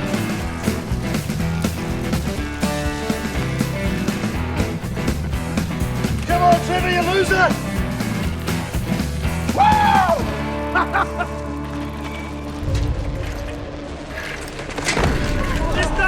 Lister! Lister!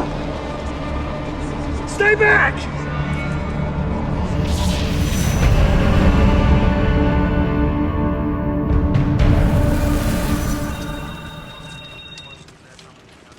Mike. Theoretically, do you think it's possible to train a bull to kill on command? Oh, he's still banging on about that. Well, you have to admit, it's intriguing. That Collins guy was an idiot. I thought that was the official verdict. Not in those exact words, but yeah, essentially yes. So? Maybe I'm being too optimistic about the human race, but I find it hard to believe that someone can be that stupid. Yeah, well, there are some spectacularly stupid people out there. I know, but in theory, do you think it's possible to train a bull to kill on command? Look, Mike, I have to go. It might be your day off, but It's not mine, and actually I've got a death to deal with. Should I be there? No, it's middle-aged cyclist, push it too hard, heart attack. So why is CIB involved? The uniform branch is stretched, so I stepped in. The good news is... Breen lost rock, paper, scissors, so I sent him to inform next of kin. So you've got time to talk about the bull thing? We're breaking up, Mike. I'll talk to you later.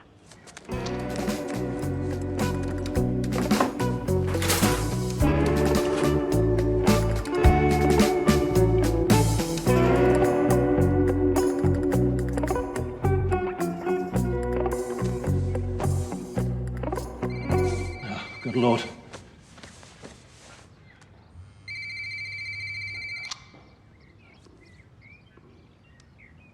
Another one? Yes, another one. Who? Lester Nyman, heart attack yesterday. Oh dear. Will you come in, or do I send this out? No, I'll come in. Good. Everything will be ready this afternoon. In theory, you can train any animal. I mean, they train orcas, right? And that didn't turn out so well for both man or beast. Yeah, but I mean, if you can train a big fish, you can train a bull, right? Orcas are mammals, not fish. But a bull is a mammal. Yes. Here we go. Thank you. Got your trim? Look, Mike, I'd love to dwell on your bull as assassin theory, but I have a dead cyclist process here. Oh, on that note, when I told Mrs. Nyman about the death of her husband, she was a little weird.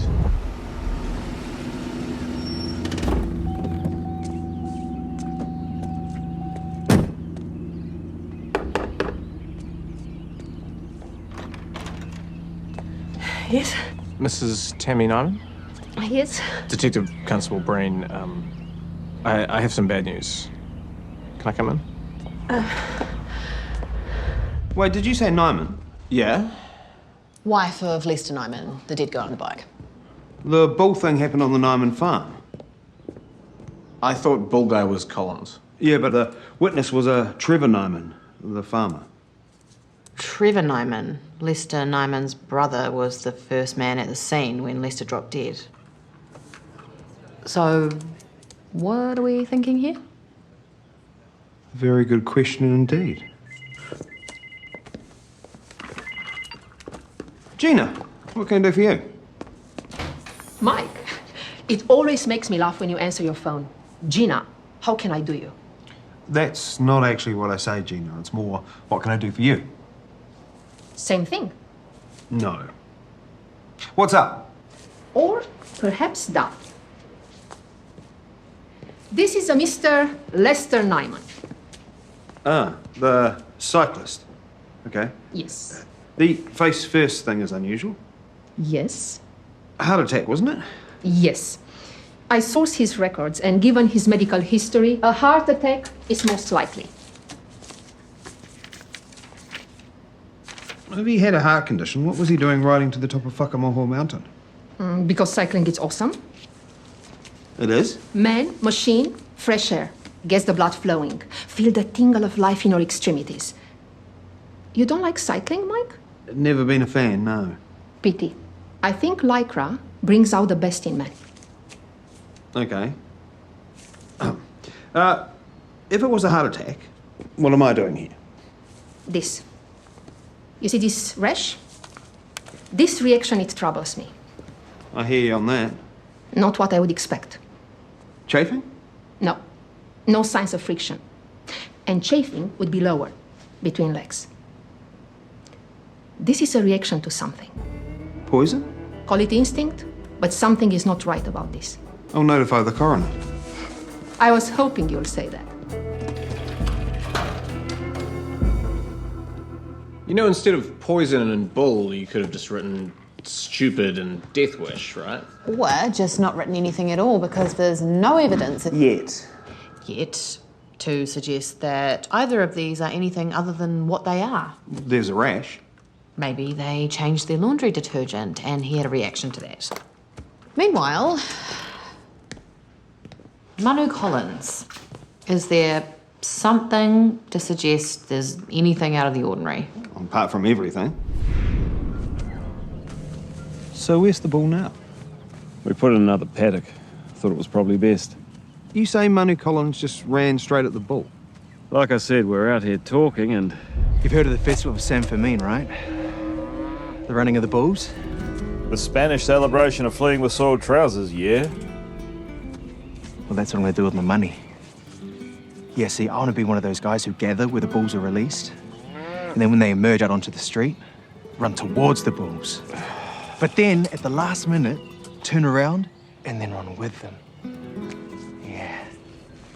Yeah, that's what I'm going to do. What are you doing? Well, I'm so totally going to be that guy.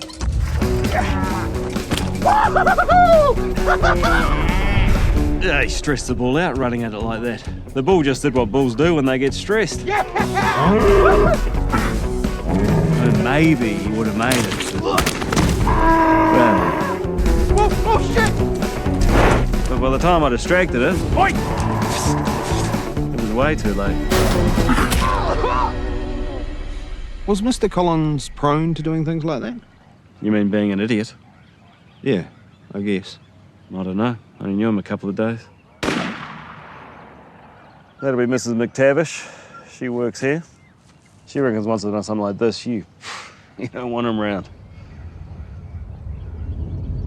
I see a candidate for a Darwin Award, maybe, but not for murder. Trevor Nyman has been a witness to, or first on the scene of 2 deaths over what, the last 2 months?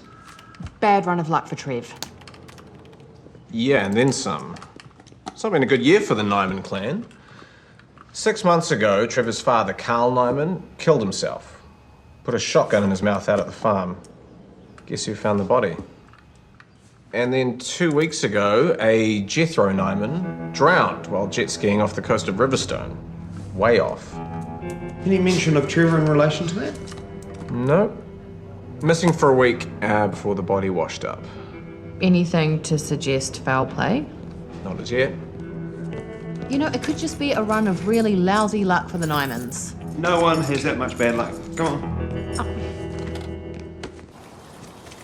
This really is a great spot, isn't it? Yeah, it is. Look, is there some kind of problem here? Not at all.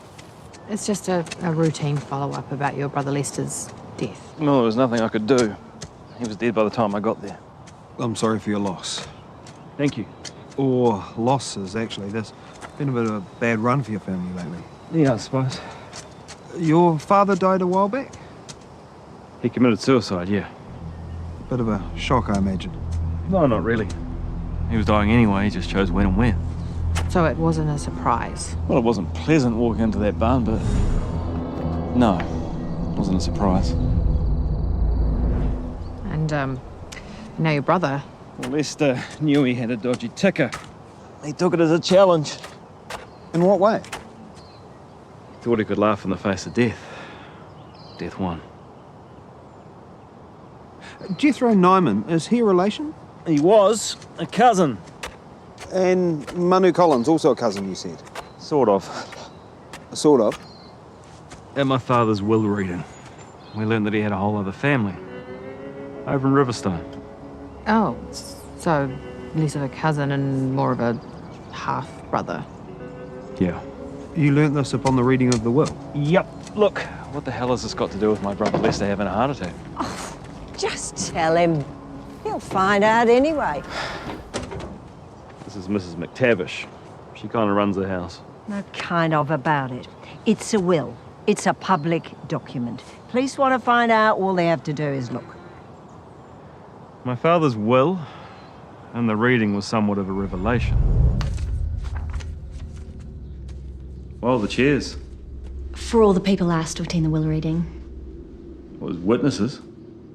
No. Oh. Bloody typical. I have to bring in my own bloody chair. Spoken to Dad lately?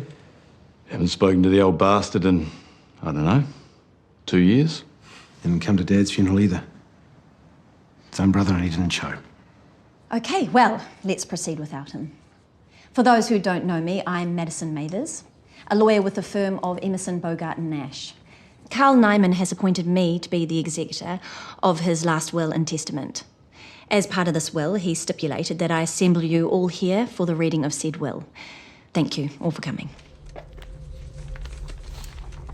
I, Carl Harold Nyman, being of sound mind and body, do hereby declare... You don't need to bore them with the details, boy. Just get to the bit about Tonto. The tontine. Yeah, that thing. My father, in his will, left this farm, the bank accounts, everything to 10 people, in the form of what is called a tontine. Sorry, what? I think we all better have a nice cup of tea.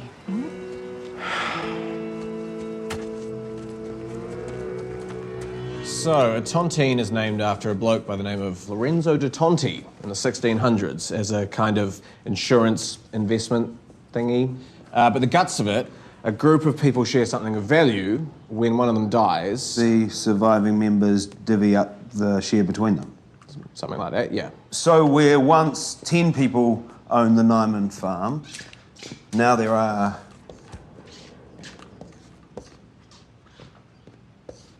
Seven. Or 6, depending on the whereabouts of Magnus Nyman. Okay, so let's say there are 7. What was once a 10% share is now a...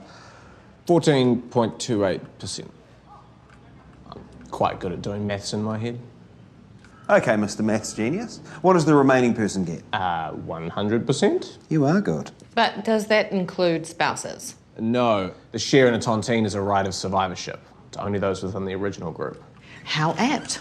But who are all these people? So we've got the sons, Lester and Trevor, okay? And then there's the brother Magnus and the nephews Jethro and Oscar. Got that. But then there's this other family. We learned he had kids with this other woman over in Riverstone when he was dying. Wasted on pills, he decided to tell us. First time I ever laid eyes on them was at the funeral. That added to the fun. The mother of this second family, is she still around? Dead. Years ago. Like most of the women in Dad's life. Okay, other family. I got that. But then there's this half-brother. From yet another mother up north. Did you meet Dion Waters at your father's funeral too? No. He didn't crawl out of the woodwork until the will reading. And he's definitely your father's son? Yeah. I got the DNA test and everything to prove it. And Dion's mother? Going back to that thing about my dad and the women he shacked up with. She's passed away. And then... Trusted family retainer. And one gets the sense that she wears the pants around the farm. Not unusual to reward someone like that in a will, I'd say. But then, what the hell did Reverend Green do to earn it? That is a good question. Okay, I get that there's motive. Millions of dollars worth of motive if you wind up owning the farm. And yes, there are some dead bodies and some missing people, but we still don't have any actual murders, do we? Well, maybe we do. Gina. So with Lester Nyman, it wasn't a heart attack? Yes, it was a heart attack, a big one. It basically exploded. But why his heart exploded? It's interesting. Which is? Caffeine. Lester Nyman had extreme levels of caffeine in his blood. So the guy drank too much coffee? No, we are talking off the scale. Also, elevated levels of salbutamol, asthma medication. Lester was also asthmatic? Yes, and he had no sense of taste. Is that a medical thing? A taste as in a taste, smell, no bad fashion sense. Well, you could argue that with the lycra. There is nothing wrong with lycra on man. He gets hit on the head as a boy, loses the sense of smell and taste. It happens. How is this important? He drank some kind of energy drink from this bottle. So much caffeine in it. Anyone with a sense of taste, it will be way too bitter. Because Lester couldn't taste anything. He drinks, and the asthma medicine, salbutamol, opens up the blood vessels which allow the caffeine an easy run straight to his heart. So he did drink too much caffeine? Way too much caffeine. Well above anything you would expect. Second point. He not only drank it. Remember the rash on his bottom? Well, hard not to. An allergic reaction, most likely to caffeine, in his shorts. Sorry? His padding in his shorts was soaked in a caffeine solution. So he's also absorbing through the skin and up through his bottom. So much caffeine invading system. Tick, tick, tick. Boom! Heart explodes. So, this wasn't an accident? A caffeine solution must be made and then put in the shorts. How can that be accident? I think now we have a homicide.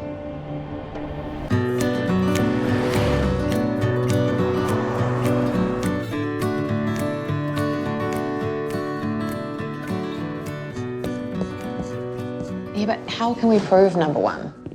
Especially since the murder weapon has been roasted and eaten with Yorkshire pudding.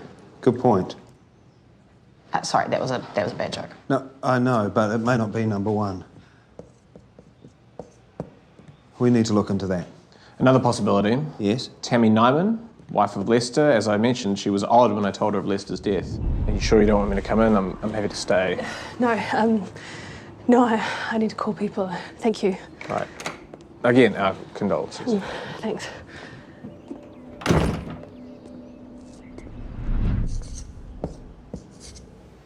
Talk to her again and we'll start talking to the rest. Along what lines exactly? Let's just call it loose ends for now. What loose ends? Just routine, that's all. In case of any unexpected death, there are always questions, I'm afraid. Lester's death was unexpected. Wasn't it? I've been telling him for bloody years to ease up, but no, always had to keep on pushing it. You mean with his medical history? Yes, with his medical history. Well, some people deal with mortality by pretending it doesn't exist. No, it was more than that with him. He always had to meet it head on, challenge it. Survival of the fittest. That's what his ruthless father drilled into him. His father who committed suicide. Yeah, is that irony? Yeah, I guess it is. So what are your routine questions? Or are you already asking them? The gear Lester was wearing. His mammal outfit. Sorry? Middle-aged man in lycra. Right. Well, there was a rash. Might have been a reaction to something in his shorts. A loose end, as I say, in determining the cause of death. And nothing to do with me. I wasn't saying that it No, was. I mean, it was literally nothing to do with me. All of his cycling gear, from his stinky clothes to his bloody bike, I never touched any of it. It was his department. Right, okay. Is that all your loose ends? Not quite. There were quite high levels of caffeine in Lester's bloodstream. That'll be his foul-tasting drink. You need to talk to his cousin about that. Which cousin? Oscar owns High Health in town. That's where he bought it from. It's horrendous stuff. Well, of course. Lester had no sense of taste. I hope that's the last of your loose ends, detective, because I've got other things I need to do.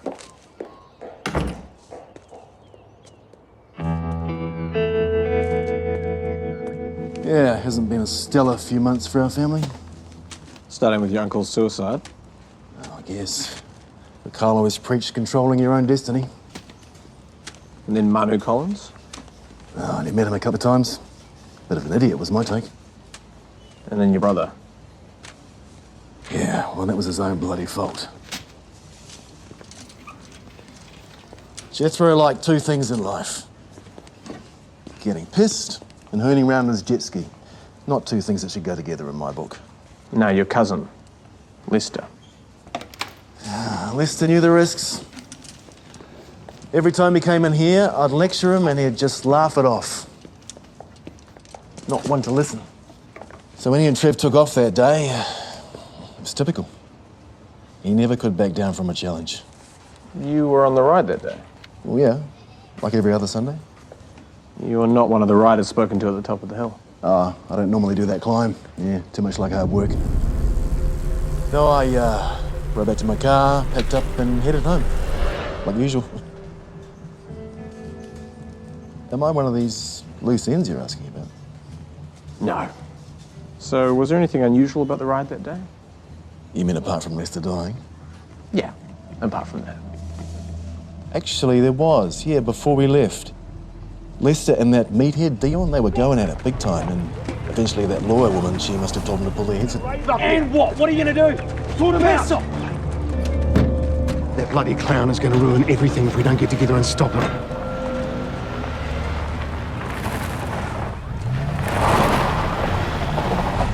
What exactly was it that was going to be ruined? Lester's plans for the family farm. Which were? Parcel it up, sell it off. And what did this Dion guy want? No idea. He shot past us on the road that day. Animals! But I haven't seen him around since. No great loss. Is he one of these loose ends? Maybe he is. Thanks very much.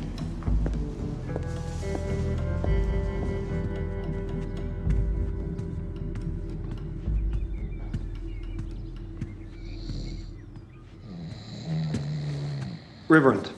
Yes. What? Detective. Morning.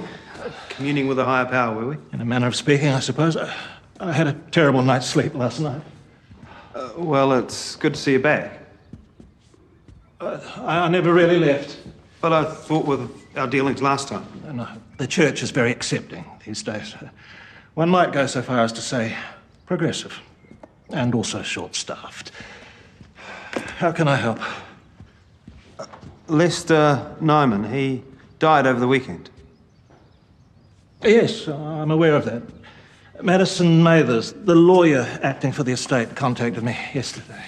About the tontine?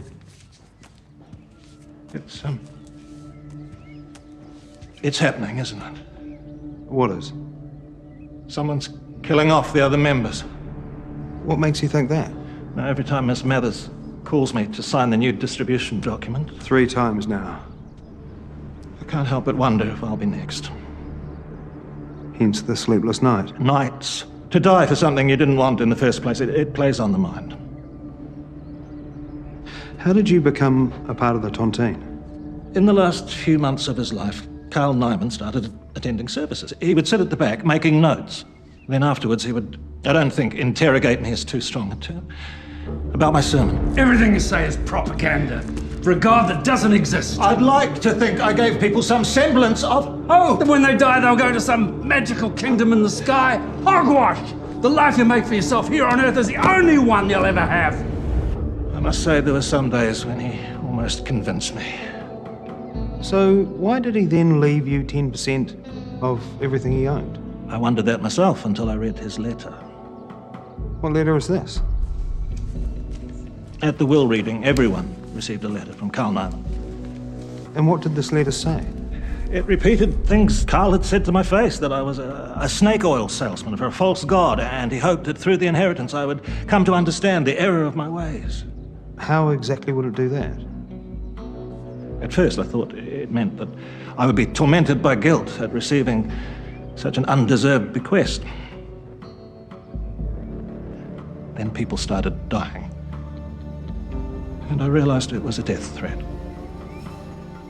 It was Carl Nyman saying I would one day learn there is no heaven, there is no God. Oh, not that Carl Nyman was ever going to get to meet him. There's another place for people like that.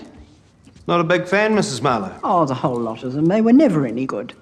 And the things that went on that farm. Such as? Oh, I couldn't possibly say. These 4 walls? No, I'd rather not say. But what I will say is that they both have a very dark streak. Carl and Magnus? 2 peas in a rotten pod in my book. I'd keep as far away from that mob as possible if I were you. Thank you for the moral support, Jane.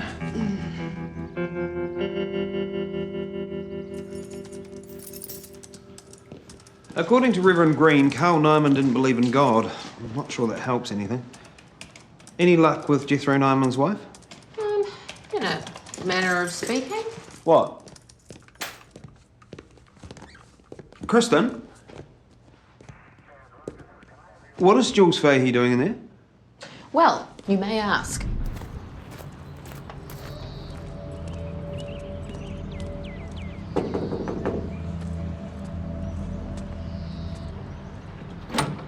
Oh, Detective Sims. Jules.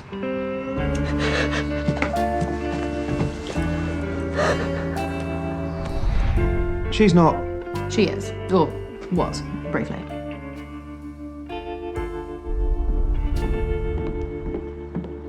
Here you go. Thank you. Sorry about that. Sometimes I get overwhelmed by it all. It's been a difficult time. So, what are these loose ends? Just a few questions about Jethro. Seems a bit late. We buried what was left of him weeks ago. Your marrying Jethro is obviously a recent thing. 3 months. After Mitch died, I swore I wouldn't get involved with anyone. I thought, that's it. I mean, that is it. No more sadness, no more heartbreak. But there he was, in this bar. Young, handsome, passionate. So I thought. In terms of that day, do you remember anything out of the ordinary? I wasn't here for most of it. I was out of town. Most of it? I left that morning for some time out. Time out from? Him. And where did you go? I was in Hamilton, visiting my mother. When her last husband died, she was in Hamilton visiting her mother. Time for a chat indeed. I didn't kill him, if that's what you're thinking. Not at all. I didn't need to. He was doing a good job of that himself, with the drinking. God, worst mistake of my life. I admit Jethro was something of a rebound from Mitch. A bit of a whirlwind romance. But it turned out he only had 2 passions in his life, not 3. They being? His Richard jet ski. Surpassed only by booze, the endless drinking. And the 3rd should have been you? Yes, but 2's company, 3's a crowd. When was the last time you saw Jethro? Breakfast, that day. He was drinking in anticipation of his lunch meeting in Riverstone. Meeting about what? Some hush-hush thing about the farm he inherited. Not that it was hush-hush when he had a few in him. And this thing was? They were planning on turning the farm into this lodge and golf course. And when you say they? Jethro and his cousin, Lester, the one who died this weekend.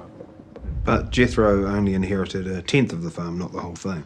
He and Lester were working on the others to bring them round and to stick it to Carl Nyman. That's what the meeting was about. So this lunch in Riverstone was with Lester? No idea. He didn't say. Any idea how the meeting went? We spoke on the phone in the afternoon, but he didn't mention it. He was moaning about feeling ill. I told him to go to the doctor. But the fool took his stupid jet ski out instead. The police said he must have run out of petrol when he was way out at sea, but he had the choice of waiting there and probably dying of hypothermia, or trying to swim back and probably drowning. When you say Jethro and Lester wanted to stick it to Carl Nyman? Because of the letters, telling them how pathetic they were. Sadly, as you know, I have been here before. I thought you'd probably want to see it. You are a very thorough detective.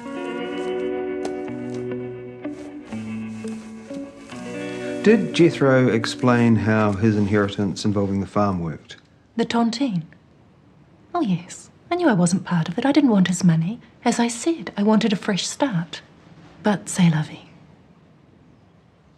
You don't want to buy a jet ski, do you? The Coast Guard brought it back and I don't want it.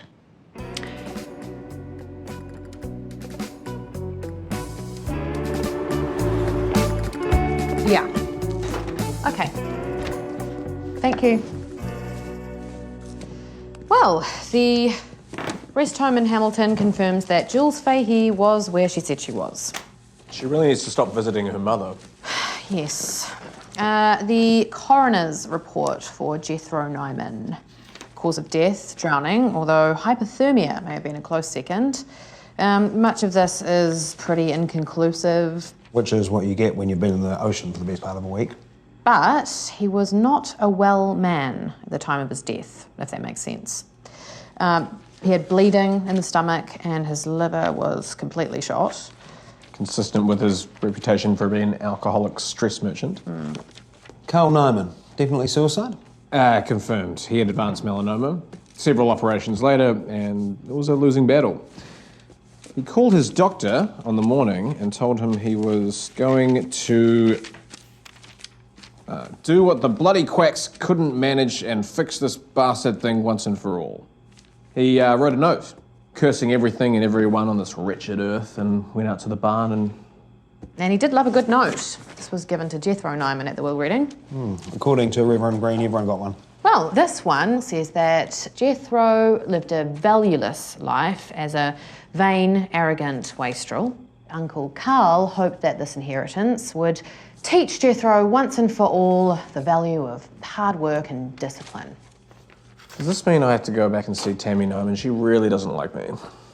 Afraid so. Any more sightings of the missing Dion Waters and his missing Beamer?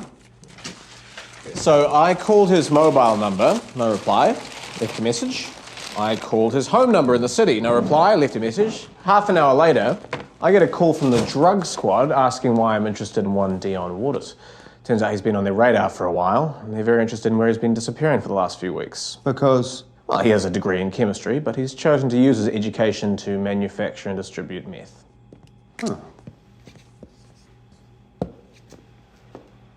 Current score, 3 dead. But one definite homicide. And 2 missing in action. What about Arfina Collins? Yeah, I'm heading over to Riverstone tomorrow to talk to her. Good. And I want to read as many of those letters that we can get our hands on. Do you think Carl Nyman is doing this from beyond the grave? There's a thought. Maybe his vengeful spirit inhabited the bull. I heard that.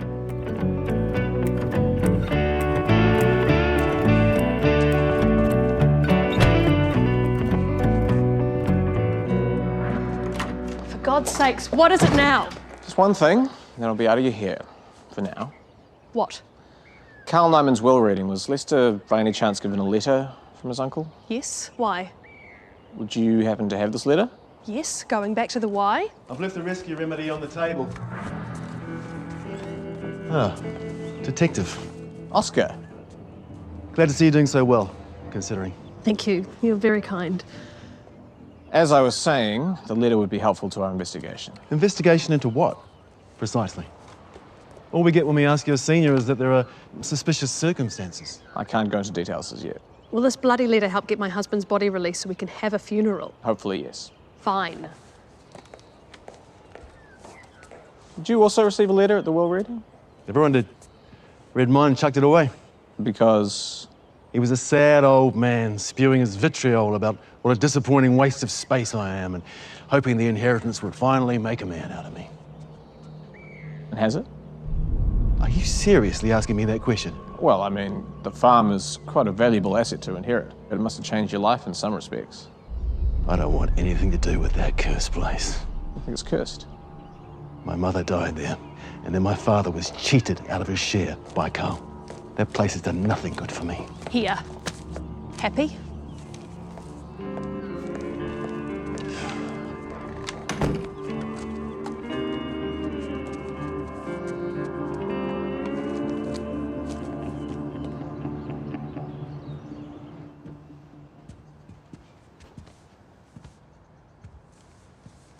It's the only one I have of my father. And it was the last time I saw him alive. A necessary technique in keeping us a secret, I guess. Yeah. Thanks. I see you have a science degree. Yeah, so? Well, you said you worked in change management. The degree was all about getting the old man off my back. Science was very much his thing. I thought that farming was his thing. He says the two can't be one and the same. That's how he met my mother. At a symposium on organic pesticides. She's a scientist too. She was. Now she's dead. It's just me. Now, if you have a point, please get to it. I have a flight to catch. I won't hold you up for much longer. No, you won't. There's nothing more I can tell you about some people I met, for the most part, only once. For the most part? The jet ski one. Jethro Nyman. Yeah. He called me, told me he had a scheme about the farm. Something I'd be a fool to miss out on. He hasn't gotten back to me. Because he's dead? Along with Lester and Manu and Dad. Now, if you don't mind, I really have to go. Really is a beautiful piece of land, isn't it? Who says prisons have to be ugly? Is that what it is to you? On a bad day. And today's a bad day? Been better. Look, mostly what I mean is this place has been my whole life, apart from going to uni. What did you study? BSc in bioscience. I loved it. But then it was straight back here to help out the old man. So much for education, eh? Why didn't you contest the will? Surely you and your brother had rights to this place that the others didn't. For starters, Lester walked away from this farm years ago. Broke Dad's so-called heart, the golden boy turning his back on destiny. I think that's what started this whole tontine nonsense in the first place. Lester didn't want to contest it. He did, but I said no. Why? I was advised not to. By who? Someone who knows about that stuff. Here's some food for you while you're having your chat. Thank you. Why have you both? The letters that were distributed at the reading of the will, any chance I could have a read of them? What Carl wrote to me as he was dying is both private and personal. You will need a court order and the Armed Offenders Squad before I let anyone else read it, right? Right. I didn't think it was quite that important. Trevor. Didn't get a letter. I thought everyone did. Yep, everyone but me. Does that seem odd to you? No, it speaks volumes about what my father thought of me. How so? After all these years, working the farm, every day running the place single bloody handedly, you know what he put down as my occupation in his will? Unemployed. That is precisely how much my father rated me, so no, I didn't get a letter. Thank you for seeing me. That's quite all right, Detective. Carl Nyman's will. Yes, how can I help? Why didn't the Nyman brothers contest it? It seems to me they would have had a good case. You should ask them that. One of them's dead. Forgive me, you should ask Trevor that. I'm asking you, as the executor. And as executor, I worked on behalf of Carl Nyman. It would be improper for me to give any legal advice to any of the beneficiaries. Well, actually, Trevor said he took advice. Interesting. Did he say who from? No. Well, then I guess the idea was rejected. On what grounds, do you think? Like I said, I wouldn't know. I see. Hypothetically, if he had asked you, would you have thought there were grounds to challenge? Off the record? From what I know, I would say yes, but he didn't approach me. I see. I'm sorry, but it seems I can't help you after all. No, it all helps. When Carl Nyman asked you to be executor, was the tontine his idea? Oh, more or less. I mean, he came to me with the concept of how he wanted to share his estate, and I recognised it in legal terms as something resembling the notion of a tontine. I helped him structure it that way. He seemed satisfied. Something a bit different from your usual will? Let's just say it was more interesting than your typical sale and purchase agreement on a 3-bedroom brick and tile. I bet. When he set up the tontine, it's like he knew that the inevitable outcome was that they would start knocking each other off to get to the prize. That is so dark. These letters, each one of them, is a challenge. If you want the farm, earn it, do whatever it takes. Well, that means, logically, there could be more than one killer. It could. Okay, potential poisoners. Oscar Nyman, again. We know that he was on the bike ride, and he's the one that sold Lester the energy drink stuff. He could have switched the drink bottles. Oscar Nyman, who I'm pretty sure is getting it on with Lester's wife. Which is why he left the bike ride. Yeah, for a little afternoon delight. Double motive. Also, Arfina Collins has a BSc.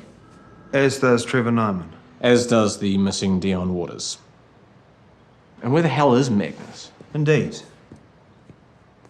Could just let it all play out. Rest the last one standing.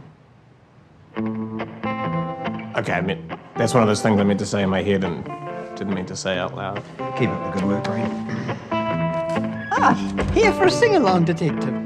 Perhaps later. I need you to tell me about the Nyman brothers. What makes you think I know anything about those two reprobates? Well, you know that much about them for starters. And I suspect, as always, you know a good deal more. Well, In the day, there was talk about all manner of parties at the farm. Oh, not that Rufus and I ever went, you understand. Of course. The men would drink and play cards, and the women would dance and drink, and then later they would pair up.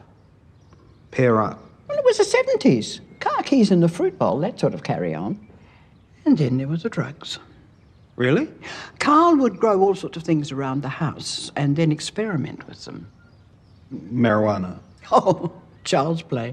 He gave my friend Tilly Mathers Datura cigarettes to cure her asthma, which it did. But she went blind for 3 days. Tilly Mathers? Related to Madison Mathers? Mother. Oh, she was never the same after that. Lost her sense of humour. Sounds like Carl was a bit of a hippie in his day. Oh, Carl changed when Mary died.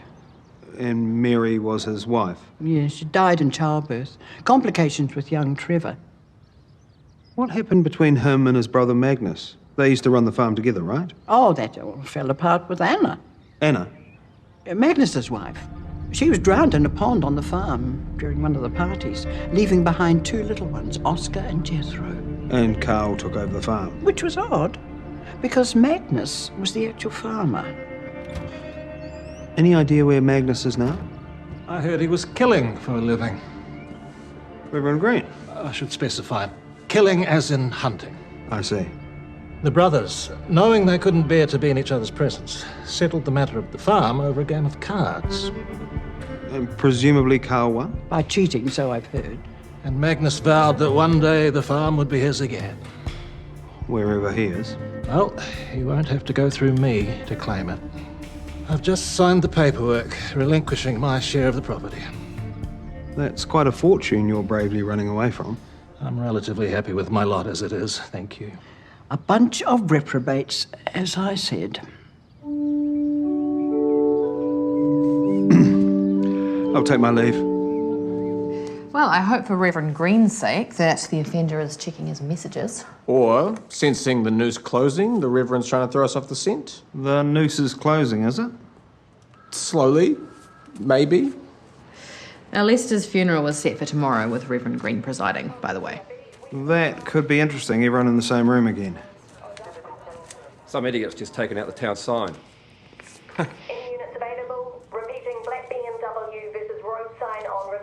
Black BMW? CRB to comms. Do you have a rego on the beamer? Affirmative, Hotel Echo Yankee 498. Copy that. Got this.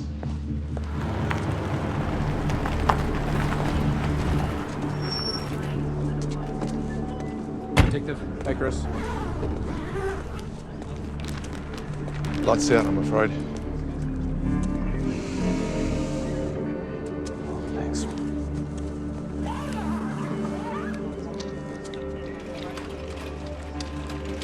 Boss, yeah, it was Dion Waters. Another one down, I'm afraid.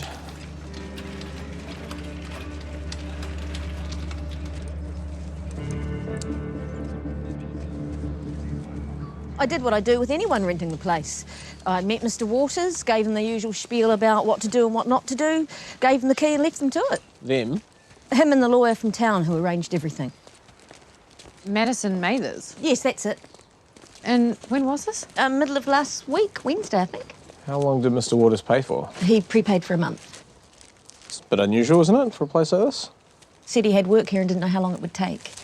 It's the off-season, so any booking's a good one. Sure it is. It's a home and income setup, all above board. Of course. I pay tax. We're not interested in your tax status, Diane. And not that I want to. Thanks for your help.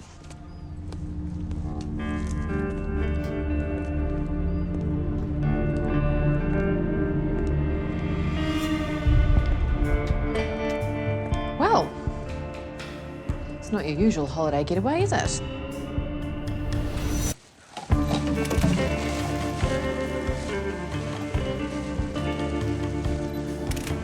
Look, I greet the guests, I tidy up after them.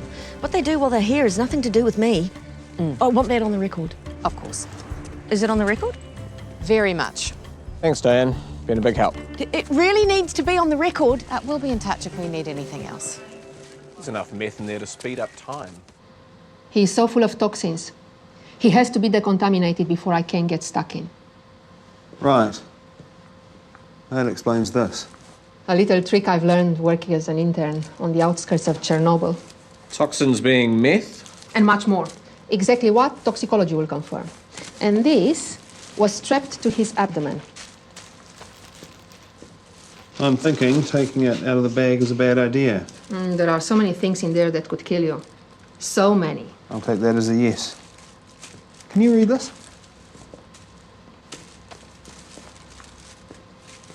Something about wasting your talent, living in a void of your own making, getting out of the void, or live there forever. Same theme as the others. Take what you want, earn it, before someone else does. Kill or be killed. Kill yourself in the process. How can I help you, Detective? The batch that you rented for Dion Waters. The one he turned into some kind of drug lab. You know about this already? I've had the owner on the phone. She wasn't happy. I bet. But you arranged it according to their records. Well, I didn't know he was going to start cooking meth there, did I? I'll take your word for it. I was doing Trevor Nyman a favour. I felt sorry for him. It's very nice of you. After the will reading, Manu Collins and Dion Waters decided that seeing they were equal owners of the farm, that gave them the right to stay. Manu, as we know, didn't stay long, but Dion was showing no signs of leaving. He was also showing the signs you'd expect from someone with a serious drug problem. So you stepped in. Trevor was grateful, and Dion was happy enough for obvious reasons. It gave him a place to set up his operation. Clearly. Which you paid for. Don't mistake me for a saint, Detective. As executor of the estate, I'm entitled to draw reasonable expenses. I solved a problem, I will be reimbursed. Of course. So, middle of last week, you solved the Dion problem, but he doesn't go quietly into the night, does he? Dion had some interesting ideas about what to do with the Nyman farm. So, Lester Nyman asked for a meeting before his bike ride. Come on, there's no way that you or your pea-junkie buddies are going to sort out a rave up here. What are you going to do? Sort him out! It was not received well by Mr. Waters. Then everyone went their own way. End of story. Well, for Lester and Dion, it was. Sorry, are we about done here? I do have other things to attend to. Of course.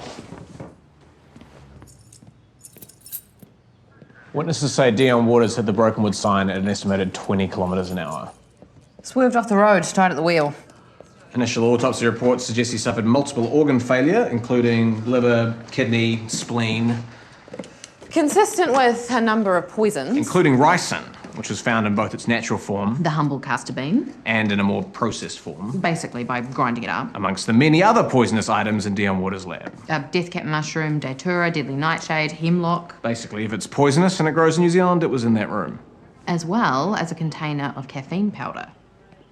Don't you two have a funeral to attend? Aren't you coming too? You take this one. Sure. Yeah,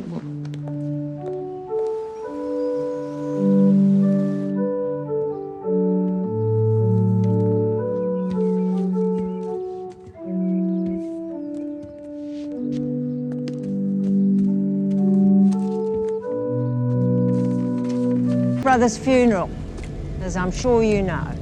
Right. Was that today? You're not there yourself? The next funeral I attend will be my own, and I'm not planning on that happening for some time to come. I bet. So, what happened here? There was a building, and it burned down. When was this? The other night. Do you have any papers that says you're allowed to be standing on my land? You think of it as your land? Lived here most of my life. Yeah, my land. And you're a member of the Tontine? 20%, I believe, as of now. You know someone is killing off the beneficiaries of the will, right? Let them try. Fair enough. Can I escort you back to your vehicle, Detective?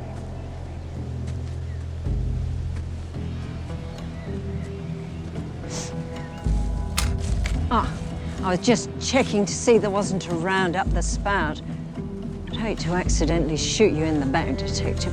Not as much as I would hate to be shot. What was that building that burned down? Oh, been there for years and years. Sort of workroom. What sort of work? It's a farm work. Look, I've never been what you might call a big fan of the police, so I am not doing your work for you. What if it stops more people dying? Given the quality of the deceased, are you sure whoever it is isn't doing the planet a favour? I just don't want you to be next, Mrs. McTavish. I take it from that you don't think I'm the killer. Nor shall my soul sleep in my hand till we have built Jerusalem in England's green and pleasant land.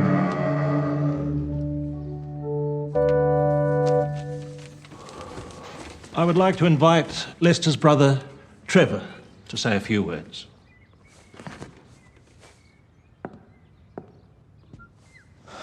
Sorry, brother. You were wrong.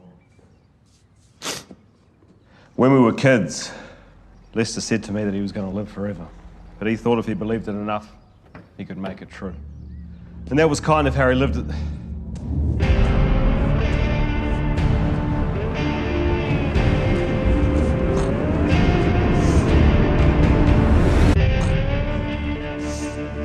Good of you to turn up, Dad. I've been busy. Jethro. He died too? Were you too busy for his funeral? Did you miss me? Your own son, and you didn't even show. Oh, stop whining. And now you can poke Lester's wife whenever you want without having to sneak around behind his back. Called it. You old bastard! Please! This is a house of God!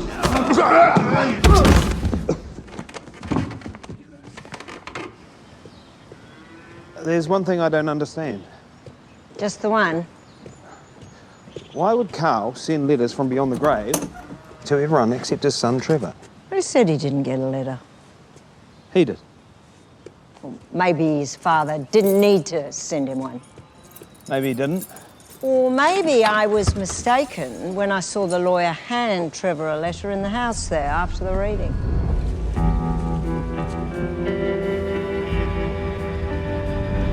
Why would he tell me he didn't get one? Pity he isn't here to answer that.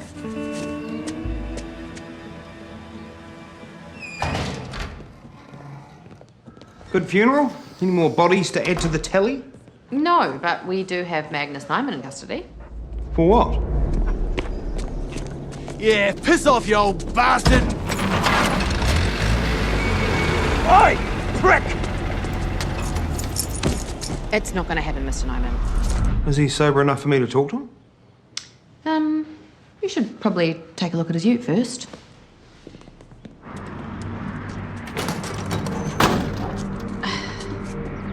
I think the Nyman family motto is, if it moves, kill it. Magnus says the last time he saw anyone was Carl's funeral.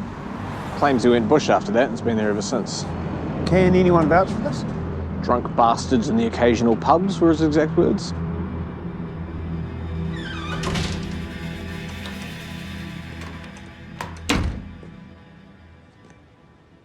You're right there, Mr. Nyman. I'm resting my eyes. Good for you. I'm Detective Shepherd. Do you mind if I ask you a few questions? I can't guarantee the answers. Fair enough.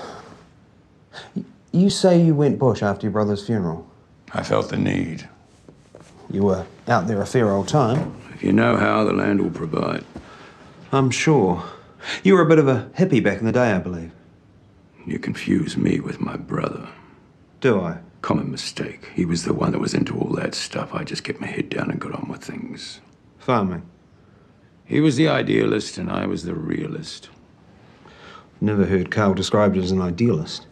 The thing about ideals, Detective, is the longer you hold them, the more they become twisted.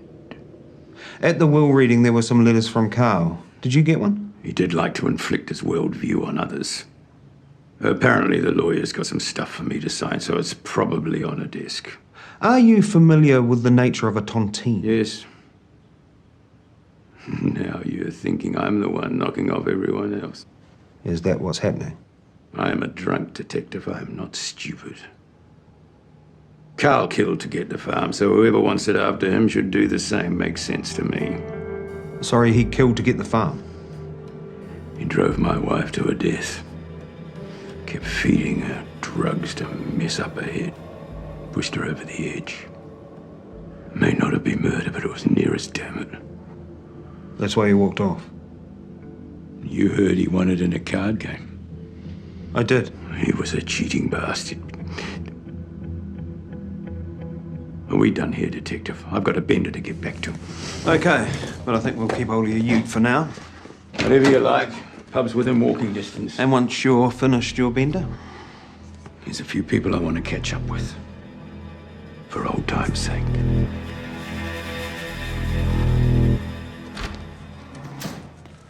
As requested, the phone records for everyone in the tontine since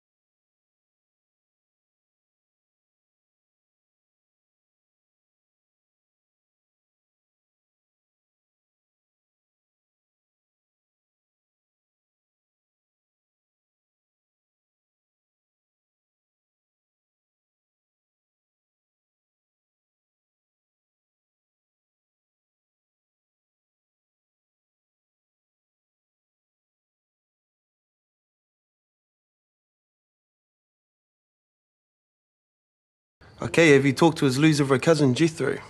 He'll definitely fit in your murder profile. Jethro is also dead.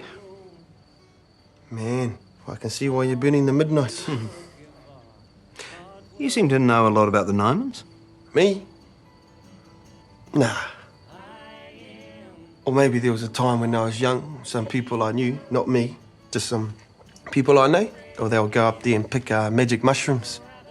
Is that crazy lady with the gun still up there? Mrs. McTavish? Yes, Jared, she is. Not that I ever met her.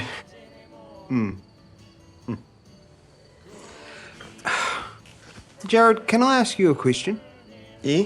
Far away, Mike. Where the hell have you been for the last year? That's a bit of a long story, that one.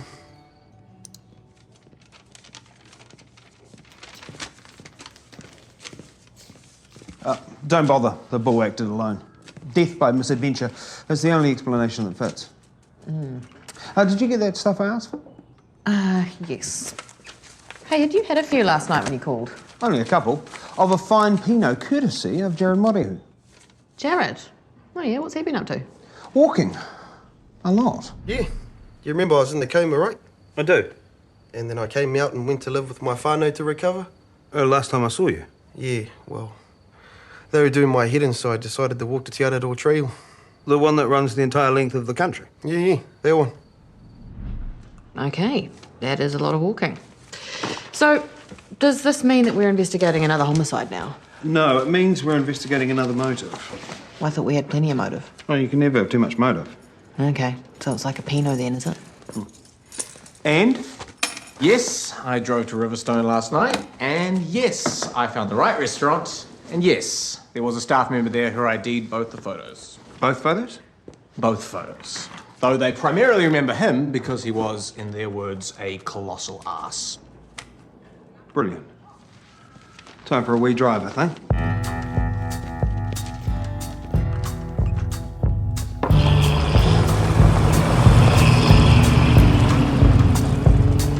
Sorry it was a bit late when I called last night. Were you a bit squiffy? Squiffy?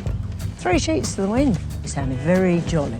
When things fall into place, it puts me in a good mood, that's all. Yeah, a few wines does that to me too. But I have to sleep with one eye open these days. No surprise. Make the call. Detective. Good morning, Trevor. Something happened. Maybe. I need your help. How? you mind if we walk and talk? I always think better when I walk and talk. Yep. See, the thing is, Trevor, sometimes I'm a bit slow. I mean, the answer can be staring me in the face and I just can't see it. That's what took me ages to figure this one out. Okay. It's only when I realised that the answer was in the question that, well, things started to make sense. That's when I started doing this. The numbers 1 to 10 around the edge, that's you lot, the members of the tontine. And the numbers in the squares, who could possibly have killed who. Like a Sudoku kind of thing? Apparently, though, not my thing. Anyway, I started with the first murder, Manu Collins. Well, that wasn't murder. I told you he ran at that bull. Oh, don't worry, I know that now. That's why I drew a wee bull's head in a square, see? My first emoji. And I still think the bull's important. I just haven't figured out how yet. Okay, so what's with the red line? That's those of you still left, in nothing but numerical order. For instance, you could be next. Well, I'm not saying you will be, just for argument's sake, let's say you are. So, could Lester kill you? Well, no, he's already dead. As is Jethro, Manu and Dion. Whereas Oscar here could kill you. Well, you think it might be Oscar?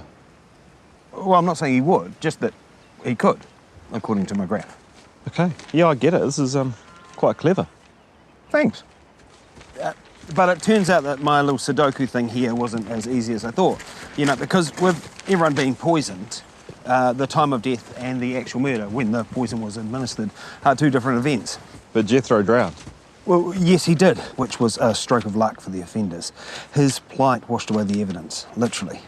But he was most definitely poisoned, as was Lester. Jesus. It was Dion then. I mean, you found his lab, right? We certainly did find his lab. We did indeed find everything we could possibly need to pin the murders on Dion Waters in the pop-up lab. But you know what we didn't find? No. Yeah, fingerprints on the equipment. They were wiped clean. Every beaker, every piece of glassware. There's fingerprints wherever else, just not on the lab gear. Yeah, well, if he was making poisons, he would have been wearing gloves. That would be the logical explanation.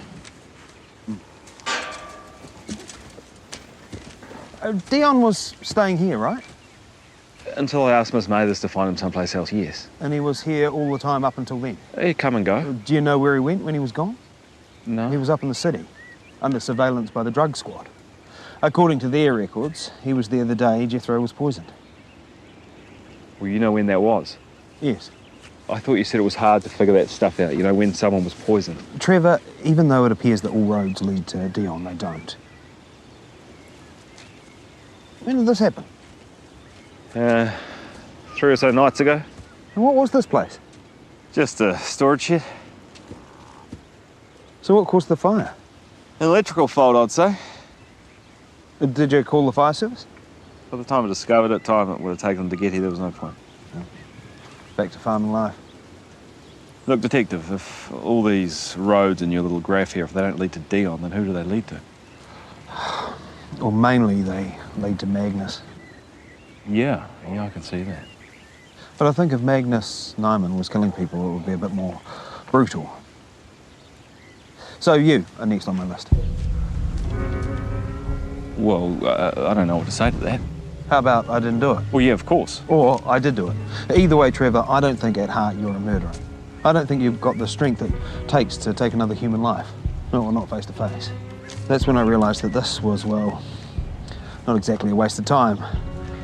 Was leading me up the wrong path.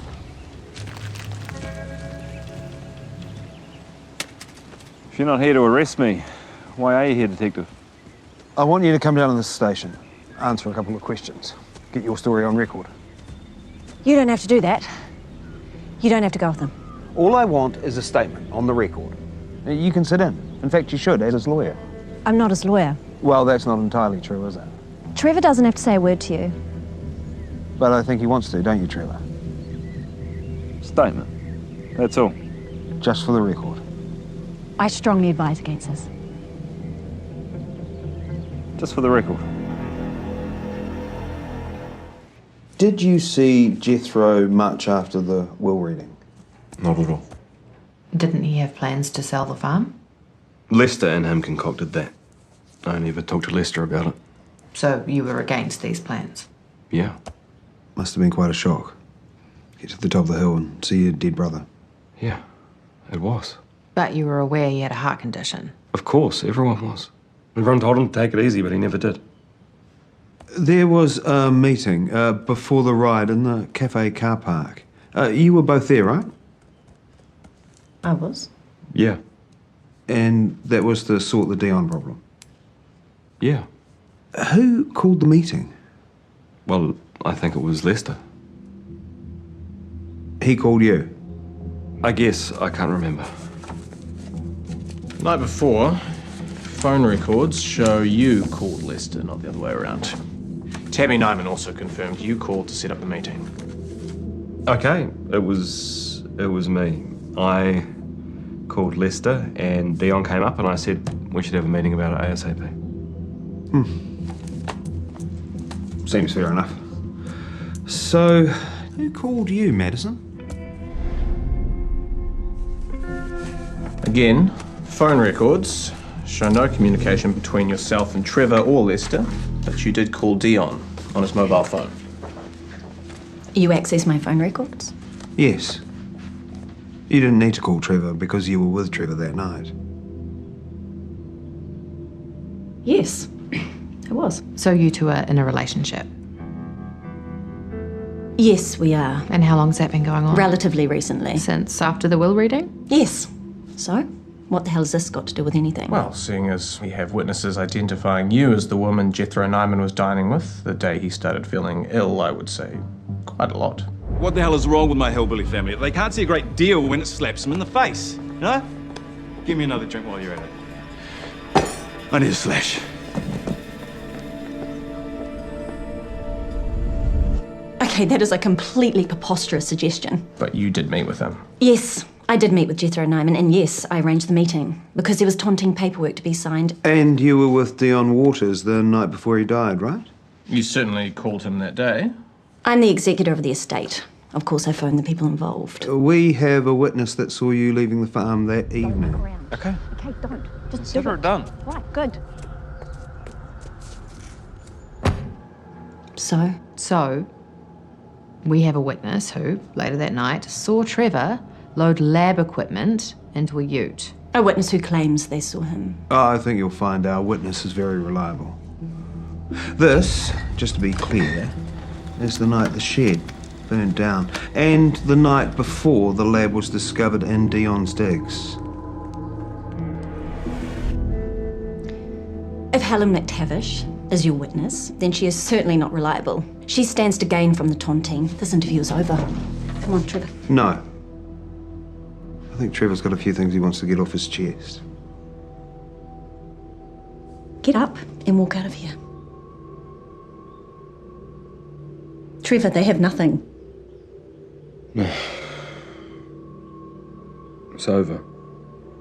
Don't you dare. It's done, Madison. Can't you see that? For God's sake, or spine. They're trying to get in your head and you're letting them? Why not? Everyone else is in there. You, him. I just want to do the right thing by me for once. Detective Sims, please escort Ms. Mathers from the room and take her statement if she has anything further to add. Come with me, please. I thought you were stronger than this.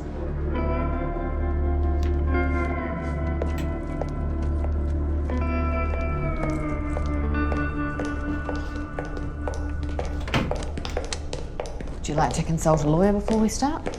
Don't be ridiculous. Trevor, if you wish to consult with a new lawyer, we can wait. I just want to get it over with. You do understand everything you say is admissible as evidence? I understand. What did your letter say? I know you got one. What did your father say to you, Trevor? I need you to tell me. There's maggots in the meat.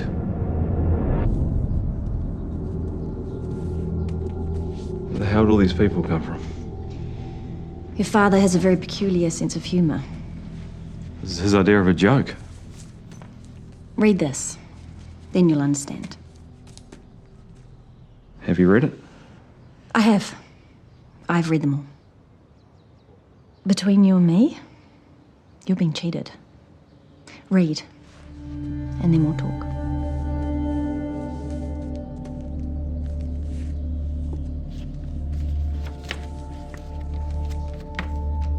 How angry are you, son?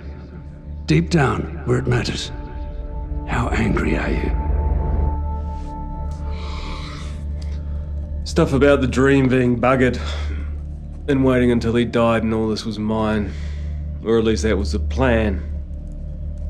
But now that was over because there's maggots in the meat. There's maggots in the meat and blowflies buzzing. Look at them. The fruit of the family loin, stupid, vain, arrogant, unworthy.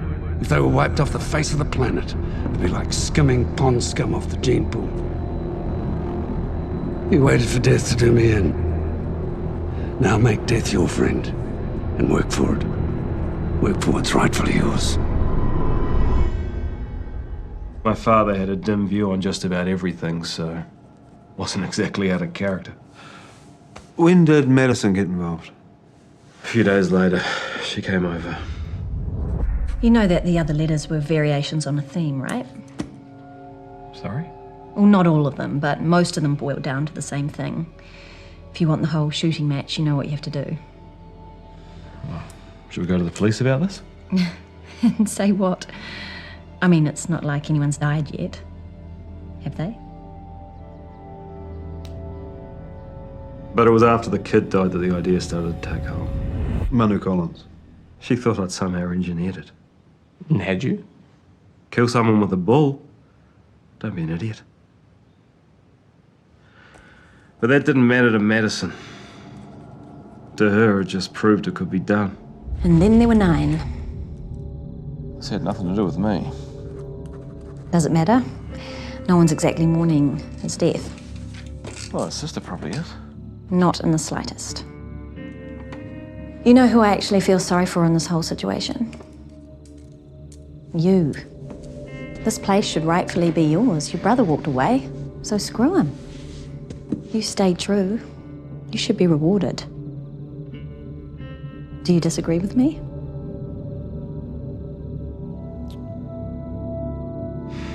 Exactly. You got anything to drink? One thing led to another. How did you decide on Jethro as your first? He was the loudest. The most annoying, the most dangerous. This is going to happen, Trev. Okay, one way or another, I will get the others on side. So get your head out of the sand and get on board. What are you waiting for? So you decided to poison him? She made it sound so easy. Jethro's death is waiting to happen. If he dropped dead one day, no one would suspect anything other than he drank himself into an early grave. And I know there are things in your lab that won't be traced. And I know you know what to do. And if it's actually slipping in the stuff that's the problem, you can leave that to me. So you manufactured the poison? Yeah. In your lab on the property, which you later torched. And what did you concoct for Jethro? A powder derived from the death cap mushroom. It was meant to take longer for him to die, so we could distance ourselves from the event, but the state of his liver accelerated things. And it was Madison who administered the poison? Yeah. I need a slash. It was like you said when she had lunch with him. Madison Mathers doesn't stand to benefit financially from the tontine, it being a joint tenancy. So? So why was she doing all of this? You still have absolutely nothing to say. You know in the other room, Trevor is telling my colleagues the whole story, don't you? Trevor can tell whatever story he likes. You dined with Jethro Nyman the day he was poisoned. Circumstantial. Well, that's not how Trevor describes it. If he's guilty of something, perhaps he's too weak to own it. Was it love? You're in love with Trevor and he made you do it. What? I don't believe in love. And I don't do the bidding of others. And then there was Lester. Why him? Because he wouldn't leave the idea of selling the farm alone. He had people lined up. He was getting the others on board. And you didn't want to get on? That place is my life. Why should the one who walked away decide what happens to it? Of course, this time, she couldn't do the deed, could she? Not once we decided on the caffeine solution. I was the only one that could spike his drink while we were getting ready. That clown is a bloody menace. Mm-hmm. You agree? Yep. Putting it in his shorts was a bit of overkill, though, wasn't it? Excuse the pun. Yeah, well, that wasn't quite meant to go like that. Turns out I'm not very good at this poisoning lark. Oh, you're the one with him on your bloody couch. You need to get in his shit and tell him to take his stupid ideas and his drugs and go back to where he came from. Got that, mate? Mm-hmm. I said, have you got that, mate? What? Sorry, mate, I was trying to refill my drink bottle and I dropped it in your bag. It went all through your stuff. Jeez, Trevor. The egg? Sorry. Come on. The wet undercarriage isn't actually too bad. We might be onto something here. Come on. While we were riding, there was part of me that was hoping that it wouldn't work. Is that all you got, mate? That it'd just push on through like you always did. But that didn't happen, did it? No. You watched your own brother die in front of you.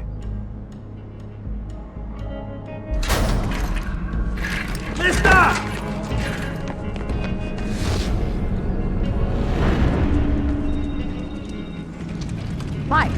Then we come to Dion. After Lester, I wanted it to stop. But Dion was proving impossible to control. Was it her idea to both kill and frame Dion? No. That was me. I wanted it to be over. So what? While Madison was whining and dining and poisoning Dion at her place, you were shifting the lab equipment to the nice secluded place she'd found for him? We needed to keep him out of the batch for the whole night. So the ricin would kick in. Ricin? Isn't that some kind of nerve gas? Maybe in fiction. In life, all you need to do is grind up some castor oil beans. It is remarkably easy to manufacture. You say he needed to be kept out all night. So I could set up the lab and he didn't have time to find it and destroy it. How did Miss Mathers keep him out all night? She didn't say. So, was it an intellectual thing to see if you could get away with it? Get away with what? Or was it because you enjoyed the thrill of getting away with it last time? What last time? Your mother. My mother died of a rare bone disease.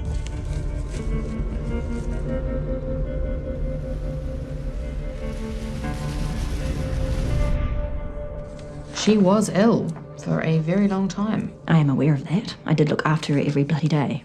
Every bloody day for all of those years until the one day she decided to top herself. As I told the police at the time, I was unaware that she'd been hoarding pills. There was no evidence to suggest otherwise. Carl Nyman once poisoned your mother with Datura. Was it revenge for that? She was never the same after that. But she once told me, amidst all her suffering, it was the best time of her life. Going blind for 3 days. Enlightening, she said. Am I going to be charged with my mother's murder now? Well, it's more a question of how much value you place on a human life. Spare me your moral judgment, please. Did you end your mother's life? No. But I wish I had. I wish I had the strength to end her suffering. And your own. Perhaps. So you acted out that frustration with Trevor instead. Nice try. I mean, after all, you talked about marriage. Trevor told you that. And although a tontine is a joint tenancy, if only one member is left, and let's say that that's Trevor, if you were married to him and he should accidentally die, then the farm has nowhere to go but to you. Do you see where I'm going with this? Like I said, nice try.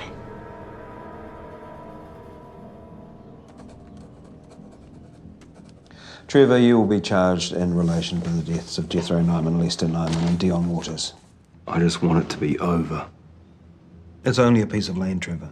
You took 3 lives over a piece of land. It's my home. Not for much longer.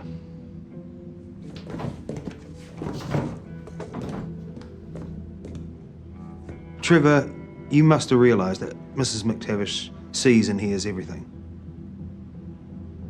And yet you carried on as if she didn't exist. Madison wanted to kill her. But I said it'd be too suspicious. Helen, with everything that's going on with the farm and the will and everything, I wanted you to know that you'll be okay. I'm not next, then. Whatever happens, there'll always be a place for you here for as long as you want it. I know. I'll be just fine.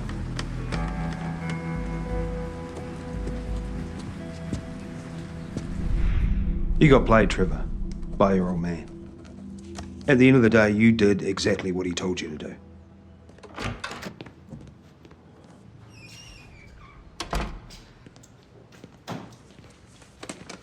Well, Madison Mathers is still denying everything. She's a lawyer. She'll be figuring a way to leave Trevor holding the smoking gun. You were right about the bull. Taking out Manu Collins lit the fuse. Hello, xin chào tất cả các bạn. Chào mừng tất cả các bạn đã quay trở lại với kênh của mình nhé. Mình sẽ tiếp tục tô bức tranh cô công chúa này nhé.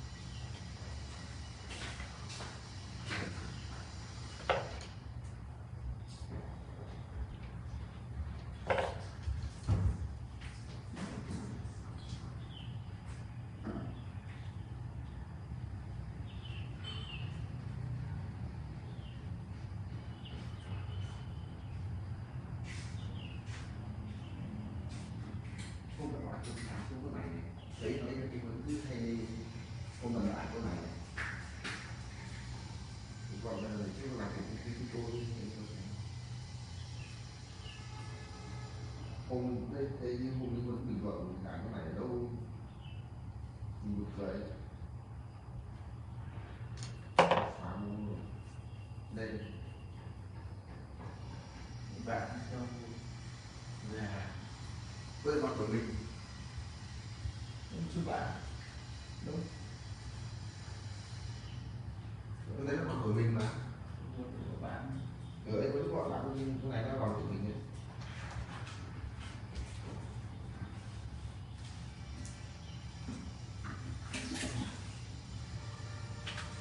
Đây xin lỗi tới đây thường cái không tin nhau tôi vẫn vào tôi gọi cho bạn đi nó khoảng phải chúng ta trừ được khác biệt đấy tôi làm gì tôi gạt lắm đi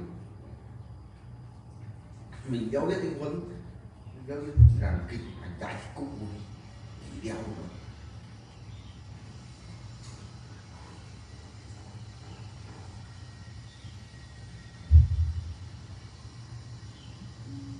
chiều bạn gọi cho tôi bảo tôi về nhà tôi từ ngủ được để đâu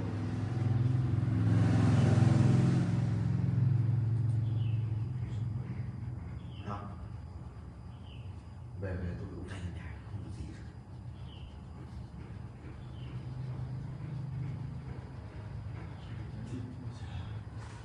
để không thể nhắn tin các bạn là kênh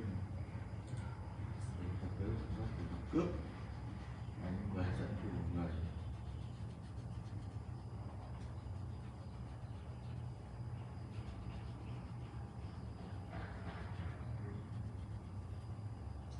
phạm một khăn nước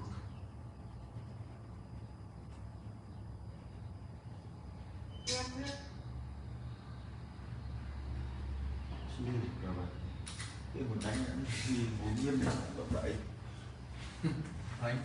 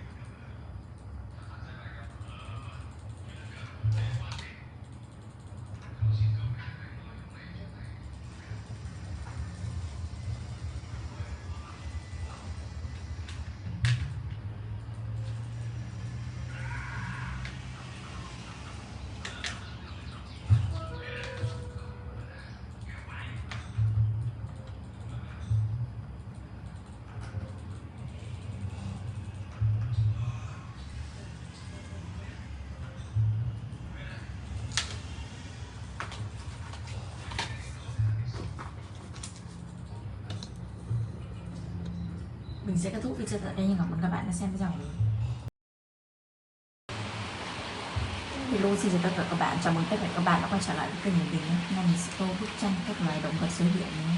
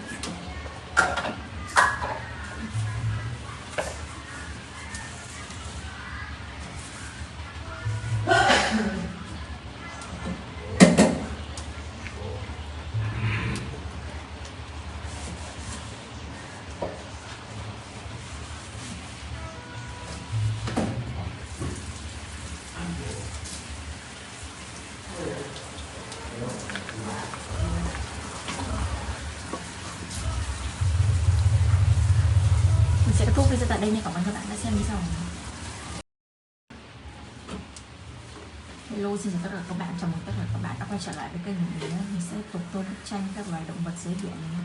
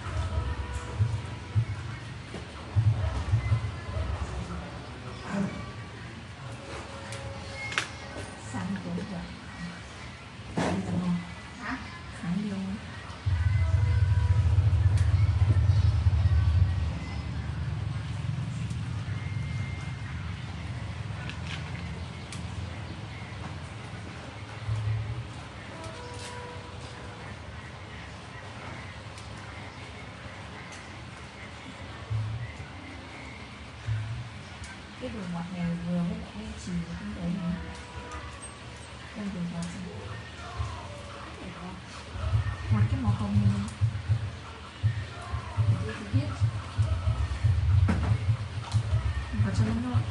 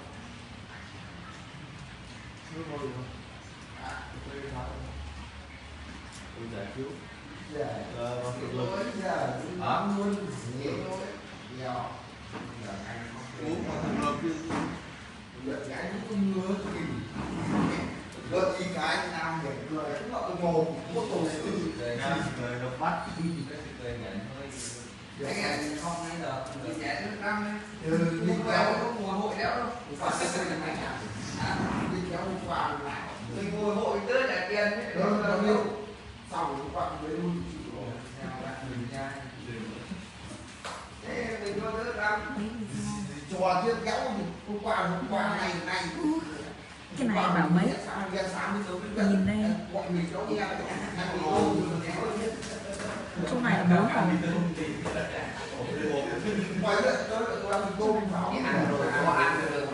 Cái này là 4 hồn. Đây, cái này là 1, cái này là 2, cái này là 3, cái này là 4. Sáng ngày dám xuống đi chơi. Rồi, mình muốn sẽ kém cái đi chỗ cầu. Đúng không? Chị có nhìn thấy em không? Cua vào cầu. Em nhìn thấy chị ở chỗ nhà đi rơi xuống. Điêu, bà đi thẳng xuống đây là đúng chưa? Đi chơi à?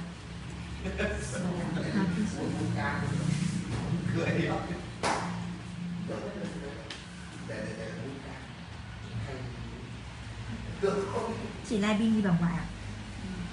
Ôi thế này cho năm nghỉ học à? Thế sao không làm đất cơm rồi bà ngoại về? Sao không làm đã đất cơm trên nhà bà ngoại rồi về? Không đã đất cơm trên nhà bà ngoại rồi về? Hả? Có đã đất cơm trên nhà bà ngoại?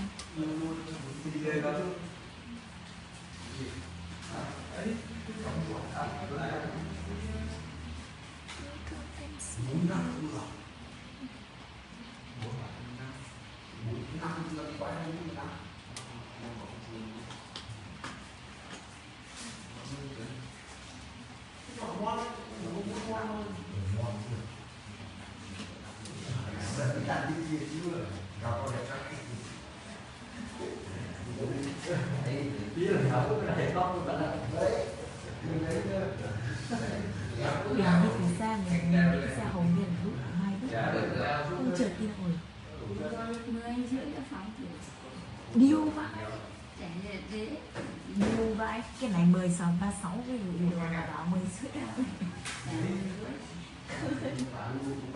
10 lúc em ở đây là 10:42 mẹ không tin mấy thế rồi CID đã báo 10 rưỡi cái xe đây của chị bị chậm mấy phút thôi em với chị mất cùng ra xe này để tí bật lên là biết người ta kêu video này mà gửi tí cho xem 10:36 gửi xong xong ta rất 10:42 nó đi về lúc đấy ông ấy kêu bắt mình đây đây bạn mình sẽ làm gì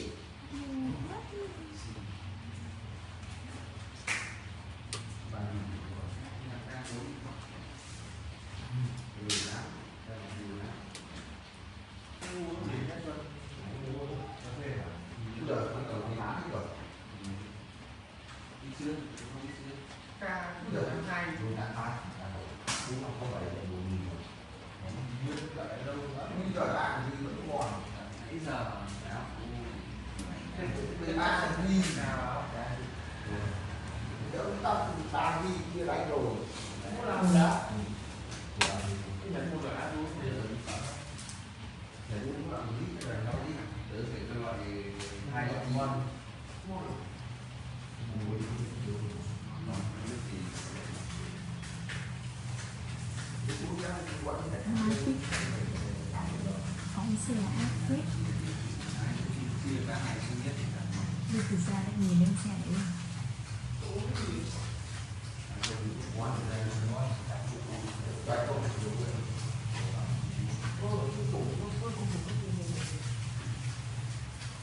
anh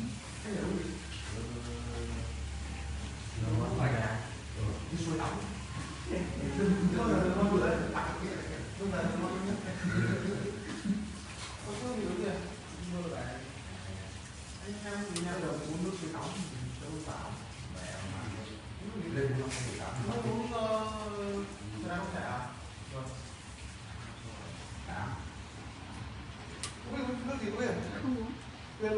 tôi không uống. Chị biết là video này mấy video này ngon quá. Chị tôi sẽ không câu về nhiều. Hai cái tên kia một ông mặt trời một video. À, sao nó có đây? Hả? Sao nó có đây?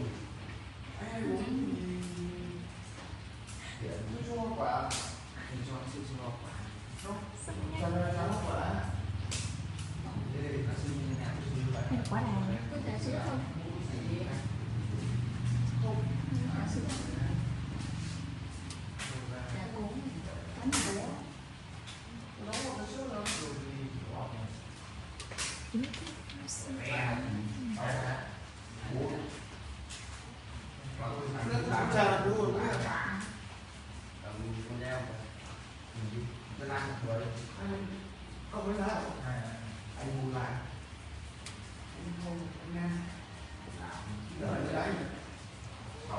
Hai đi xem.